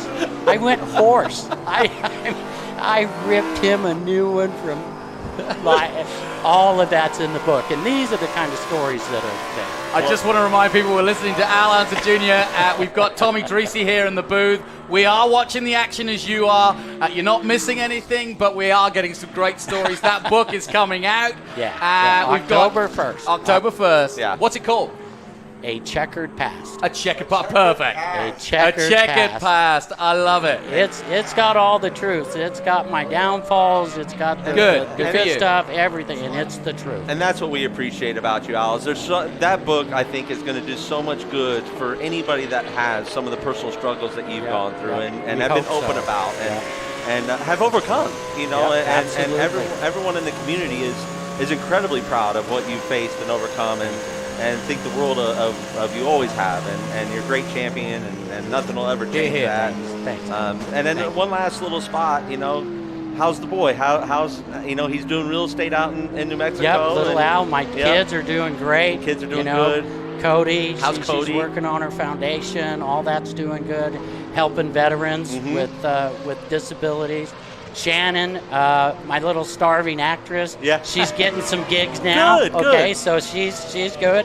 And my youngest little Joe, he's doing the skateboarding thing, the snowboarding thing. I mean, he's everybody.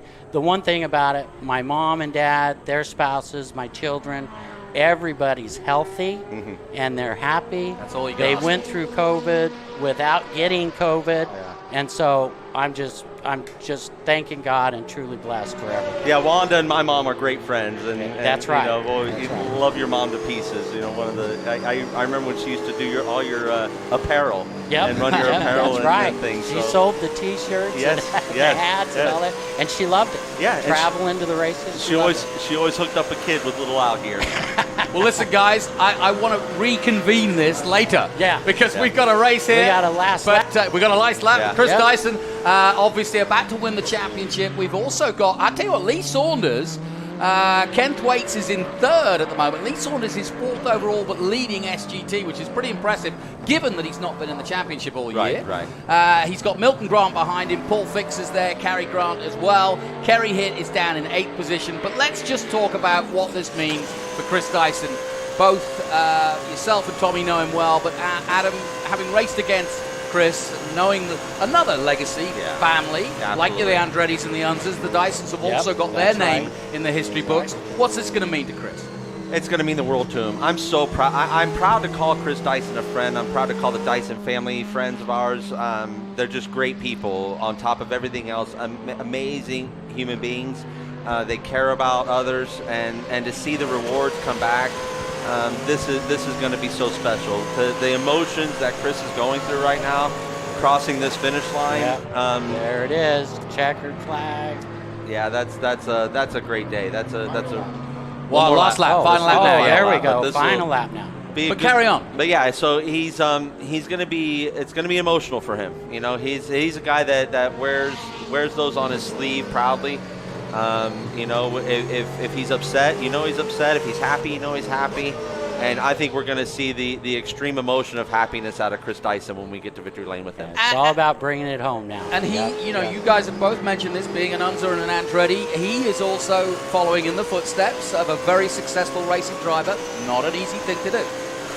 No, it's like we spoke about earlier, making the name for being yourself and making the name for yourself and driving your, doing what makes you happy is what the ultimate goal is for us. You know, we can't. No one is ever going to be Andretti again. No one's ever going to be Al Unser Sr. or Al Unser Jr. again. No one was ever going to be Bobby Unser. True. Jerry Unser. No one's going to be these people again. So to try and be someone that you're not, it's definitely, you want to be authentic, and that's what everyone wants to see. And Chris is authentic to himself and his driving. You know, he does things that his dad never did, right? His dad never did Trans Am. His dad never did sprint cars, never did Silver Crown cars like he does. Okay. You know, yeah. so Chris is definitely his own man. He's done the prototypes like his dad, and he's been very successful, but he loves this raw race car. He loves no traction control. He loves the limited amount of aero. He loves the fact that you have no ABS. Yeah, like Tommy's just saying, they're the best cars. These and TA2 cars are the best modern race cars we got going right now because they are still raw, pure, like they need to be. And Chris Dyson will come onto the main straight and take the checkered flag, and more importantly, the 2021 TA Championship for the Altwell CBD sponsored Mustang. And we're getting a round of applause quite rightly here. Boris said the mighty Boris will follow him home. Not a bad accolade if that's the guy you're beating. My thanks to Tommy Dreesy, who I wish was out there, but he's going to win at COTA for us. We know that. We've had the wonderful interaction between Adam Andretti and Al Unser Jr., and it's fantastic to have them on board, and we are privileged to have both of you involved in our paddock in different ways, but I have to say, perfect guys to have, with Chris Dyson winning the championship. A last comment from both of you. Thank you so much, and it's a pleasure being up here. It's great to be with you up here again, Al. And likewise, Adam. And again, I just want to reemphasize what Tommy was saying about Tony Perella and his group. They've done wonderful things for the Trans Am Series and even the SCCA Formula 4 and FR races. I mean, it's an honor to be with him and helping him and being a part of this series. Very well said. Very well said. I want a last comment from both of you, but let's go down to Ben. He's in the pits with the latest. So here I am pit lane with the new champion, Matt Charlin, team manager, Dyson Racing. How does it feel? Oh, it feels great. Chris did a really good job this weekend.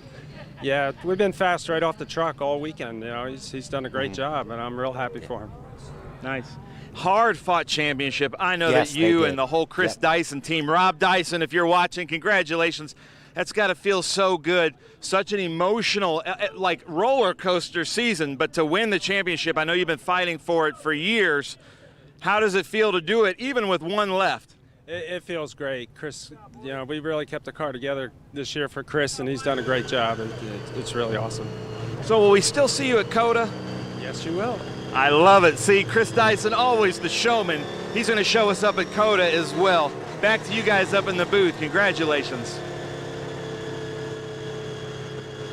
Thanks, Ben. Great interview, as always. I want to make a quick last point to Al, because we haven't mentioned it. We've been talking about the good old days. You are very much involved in today's days with the Future Star Racing and obviously Ernie Francis Jr. and Chloe Chambers. I have no doubt. You mentioned that Ernie might make it as we take a look at the results. Chris Dyson, Boris said. I'll have to wait for that. We got some stuff to do first. Chris Dyson first, Boris said second, Kent Waits in third place. Lee Saunders leads and wins for SGT. Milton Grant takes second place. Paul Fix in third, a former Trans Am man and still going very strong in SGT. Cary Grant and Kerry hit Ernie Francis Jr. sadly pulling out of that. John Bokum obviously in that incident as well finishes 10th. But a quick comment, I know that Ernie Francis Jr. will make it to the 500. What about Chloe? I want to see more women. Yeah, we'll see what Chloe does. Unfortunately, this is our last race of the season, and so we're gonna go home and back to Indianapolis. And Mark McAllister and Alora McAllister, the owners of Future Star Racing and the Wings and Wheels Foundation, and we're going to assess our first year of racing, which is highly successful. We've got 2 wins so far with Ernie Francis. We have had our struggles with the F4 car, with Chloe and so on. And so we're just going to go back and we're going to regroup, we're going to reassess, and then we're going to decide what we're going to do going forward. Congratulations to him. What a moment. To win a championship, it takes a whole team to win a championship, and it takes a full year. The commitment that you have to do, the struggles, the sacrifice. And it all drops off you at this moment, right? That's right. It all floods in and so on. So congratulations to Chris. Well, listen, Al, it's a pleasure to have you on board, involved in this series. You can come up here anytime. Tell us about your drivers. Tell us what's going on. I want to hear about the book. I want a copy, signed. You got it. You got it. But thank you for coming up. Hey. Look after those youngsters and make them into champions as you guys were. Let's enjoy this. Adam, I want you to tell us a little bit also. Thank you, Al. I want you to tell us a little bit more about what this must means for Chris Dyson. Really, really impressive. I mean, lights the flag and hit from behind, mind you. And the member at the start, pre-grid, he was in trouble. Yeah, he did not have a drama-free day. So that even makes it more gratifying, you know, when you know that you've escaped all the little things that could go wrong, that could take that championship away from you. He was able to escape those today, and that's something that is not easy to do. And you know, this is a huge day for him, a huge day for Ken Thwaites. Yeah. You know, this is not his first podium, but I believe this is his first podium in TA that he gets to celebrate on the podium. Like his last podium, I believe, was inherited after a post-race infraction was found, so that gave him the podium. So he didn't really get to celebrate and spray the champagne, the Prosecco, if you will. So he's going to get to go up there and do that this time, and that's going to be a beautiful thing for him. And then, you know, Boris said he's used to this. I know that is not the day that he was looking to hunt down for a win. So I'll be interested to talk to Boris to see what kept them away. But this is all about Chris Dyson. This is Chris Dyson's day. This is CD Racing's day. They won this championship. They won it hands down. They fought valiantly. And this has been like 3 years in the making, as you know, Jonathan. Yeah, well, let's head down there to the grid and see if we can join Chris Dyson, because obviously it's his time to celebrate. He is our new TA champion. Well, Johnny, just like you said, here I am. The celebration can start for the new champion. What an honor it is to announce, we think, Chris Dyson as the new TA champion. Chris, how does it feel? Well, it's fantastic, Ben. What a relief. You know, we fought hard all the last few years, just came up short. We've had a tremendous season. We had a lot of breaks go our way. And, you know, God willing, it held together today, and we were able to be up front and dominate, which is a great way to win it. Yeah. And, you know, I've got to thank everybody, my family, my dad, my wife, and everybody who supported me, my crew. Just a tremendous effort from everyone this year. Greg Pickett, my dear partner at Altwell, and thank you so much, guys. It just means the world. It hasn't quite set in, Ben, but it's a profound relief to finally get it done. We can go to Texas now and have some fun. Nice. And the road to a championship is really tough, especially in TA. And I think I've said this before, but man, as soon as Altwell CBD came on board at Sonoma, your trajectory just went to the moon. You know, when you think about the way this year went, you know, with that last lap win at Sebring, it's just been one amazing turn of events after another. And this year, you know, everything lined up and behind us. And you know, we've had some, you know, obviously some competitors who had the same kind of fates that we had the previous years. And that's the beauty of TA, is that it's a total team effort. You know, the car's got to hold together. You've got to be disciplined out there. And you've got some seasoned, superb competition at this top level. This means the world to me. I mean, this is one of the most prestigious, oldest running series in the United States. You know, to add this to my IMSA championships and become a Trans Am champion, it hasn't set in yet, but it's a dream come true. Nice. Chris Dyson, congratulations. Let's go talk to some more drivers, if you don't mind. Can we, let's try to get, hey, Boris, Paul Fix, anybody, we got anybody over here. Let's take a look at the highlights then, and Chris Dyson getting a good start, and Simon Gregg just behind this group, but Boris said not getting the start he wanted. And then Dreesy, how about this for a moment? Suddenly the hood starts shaking, and of course they had to bring him in. They took some drastic surgery to the car, trying to get it out. Meanwhile, Lee Saunders was in a great battle. Milton Grant, Cary Grant, but Lee Saunders coming back in that Dodge Viper, which he loves. And how about this? Ernie Francis Jr. now behind Chris Dyson with Dreesy out. Bochum gets in the way. That meant that poor old Francis just hits the back of Dyson, but does no damage to Dyson's car. But Dyson goes on to win the championship in style.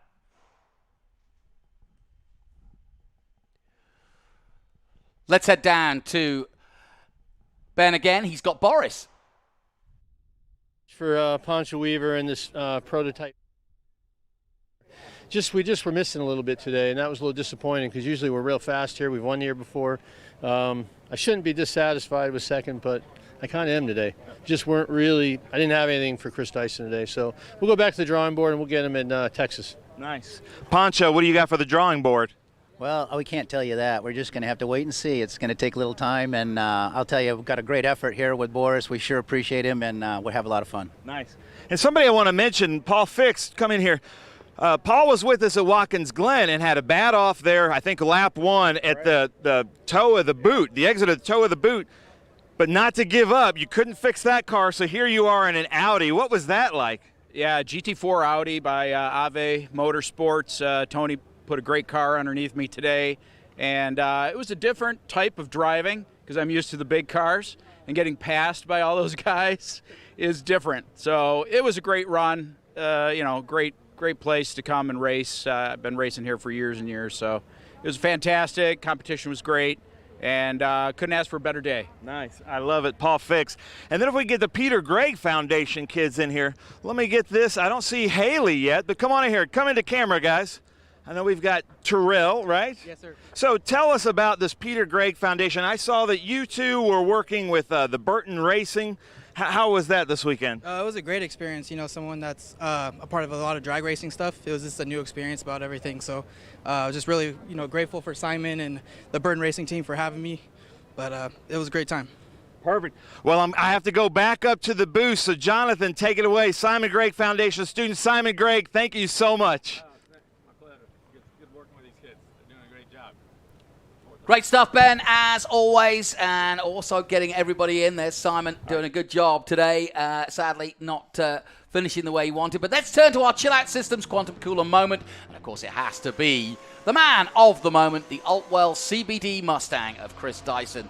Under pressure from the start. At the pre-grid, he had problems. Then in the race, there was also the issues of holding off the hard-charging Boris Said and Ernie Francis Jr., who almost took him out by hitting the back of him. But luckily, it was only damage to Ernie, and Dyson was able to continue. And by the way, it would have broken Ernie's heart if he was the cause of taking Dyson out. They're good friends and good combatants, too, when it comes to racing hard. That was the moment there. Bochum trying to get out the way at Oak Tree, but really not being able to do so. But in the end, it wasn't a problem. Dyson is our new champion of 2021, and I'm going to say that he takes, without doubt, the chill-out systems chill-out moment for this weekend. Adam, I'm going to leave the last word to you. You've raced hard against these guys. Quick comment on what this, again, means to Chris and how it finishes nicely going into COTA for the final round for everyone. Honestly, me personally, I wish I knew what it felt like for Chris because I've never won a championship. I've been close, and I know what it feels like to be on the heartbreak side like Tommy dealt with today. And, I think, Chris obviously is feeling those emotions that we talked about earlier. You could see it. You could see the pure joy. You could see almost the relief, too. It's like having 50 pounds lifted off your shoulders is, I imagine, to win something along those lines for him and for his team. And Ernie, this is the first time in Ernie Francis Jr.'s career in Trans Am he's suffered the heartbreak of a championship season. Every year that Ernie's been competing in Trans Am, he's won the championship. So, Ernie's this is the measure of the man, and we all know what kind of man Ernie is. We're going to see him bounce up and move on and do great things, and we're all excited to hear what those announcements will be. But Chris Dyson will prove to be a fantastic champion for the Trans Am Series. What a great name to have as a champion, and I'm looking forward to seeing him carry that banner all year next year for this series. Good words. You're listening to Adam Andretti, who will be in action in the feature TA2 race very soon here this afternoon at VIR. I'll let him go and get ready and go and get his race face on. My thanks to Adam coming into the booth. My thanks to Al Unser Jr., whose book's coming out in October, Checkered Past, and, of course, to Tommy Dreesy. We'll be back with more racing from VIR. We'll take a short break. We'll be back soon. Thank you.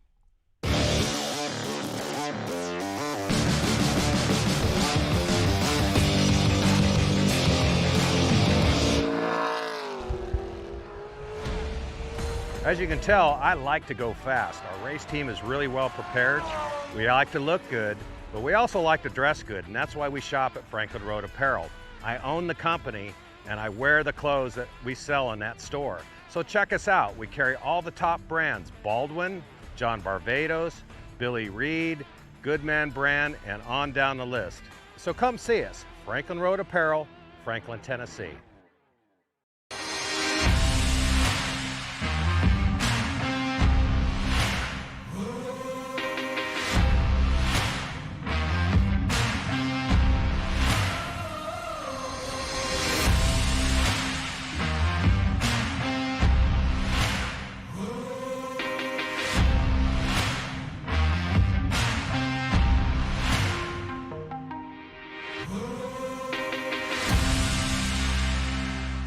Speed, endurance, desire. For 160 years, Motul has helped engines and drivers go faster, further, and stronger. Tested in the heat of battle, driven with passion, with one aim: to give you superior powertrain protection and performance. Motul. If your tooling isn't quite ready, and you need parts, and you need more parts than just a few, or if your run is just not that big, look to the experts in low-volume production, 3-Dimensional Services. Whether it's 10, 100, or 1,000 parts, we can meet your needs. And if it's 10,000, we can do that too. 3-Dimensional Services delivers high-quality parts for short runs, 70% faster than industry standards. 3-Dimensional Services. Prototype, production, proven.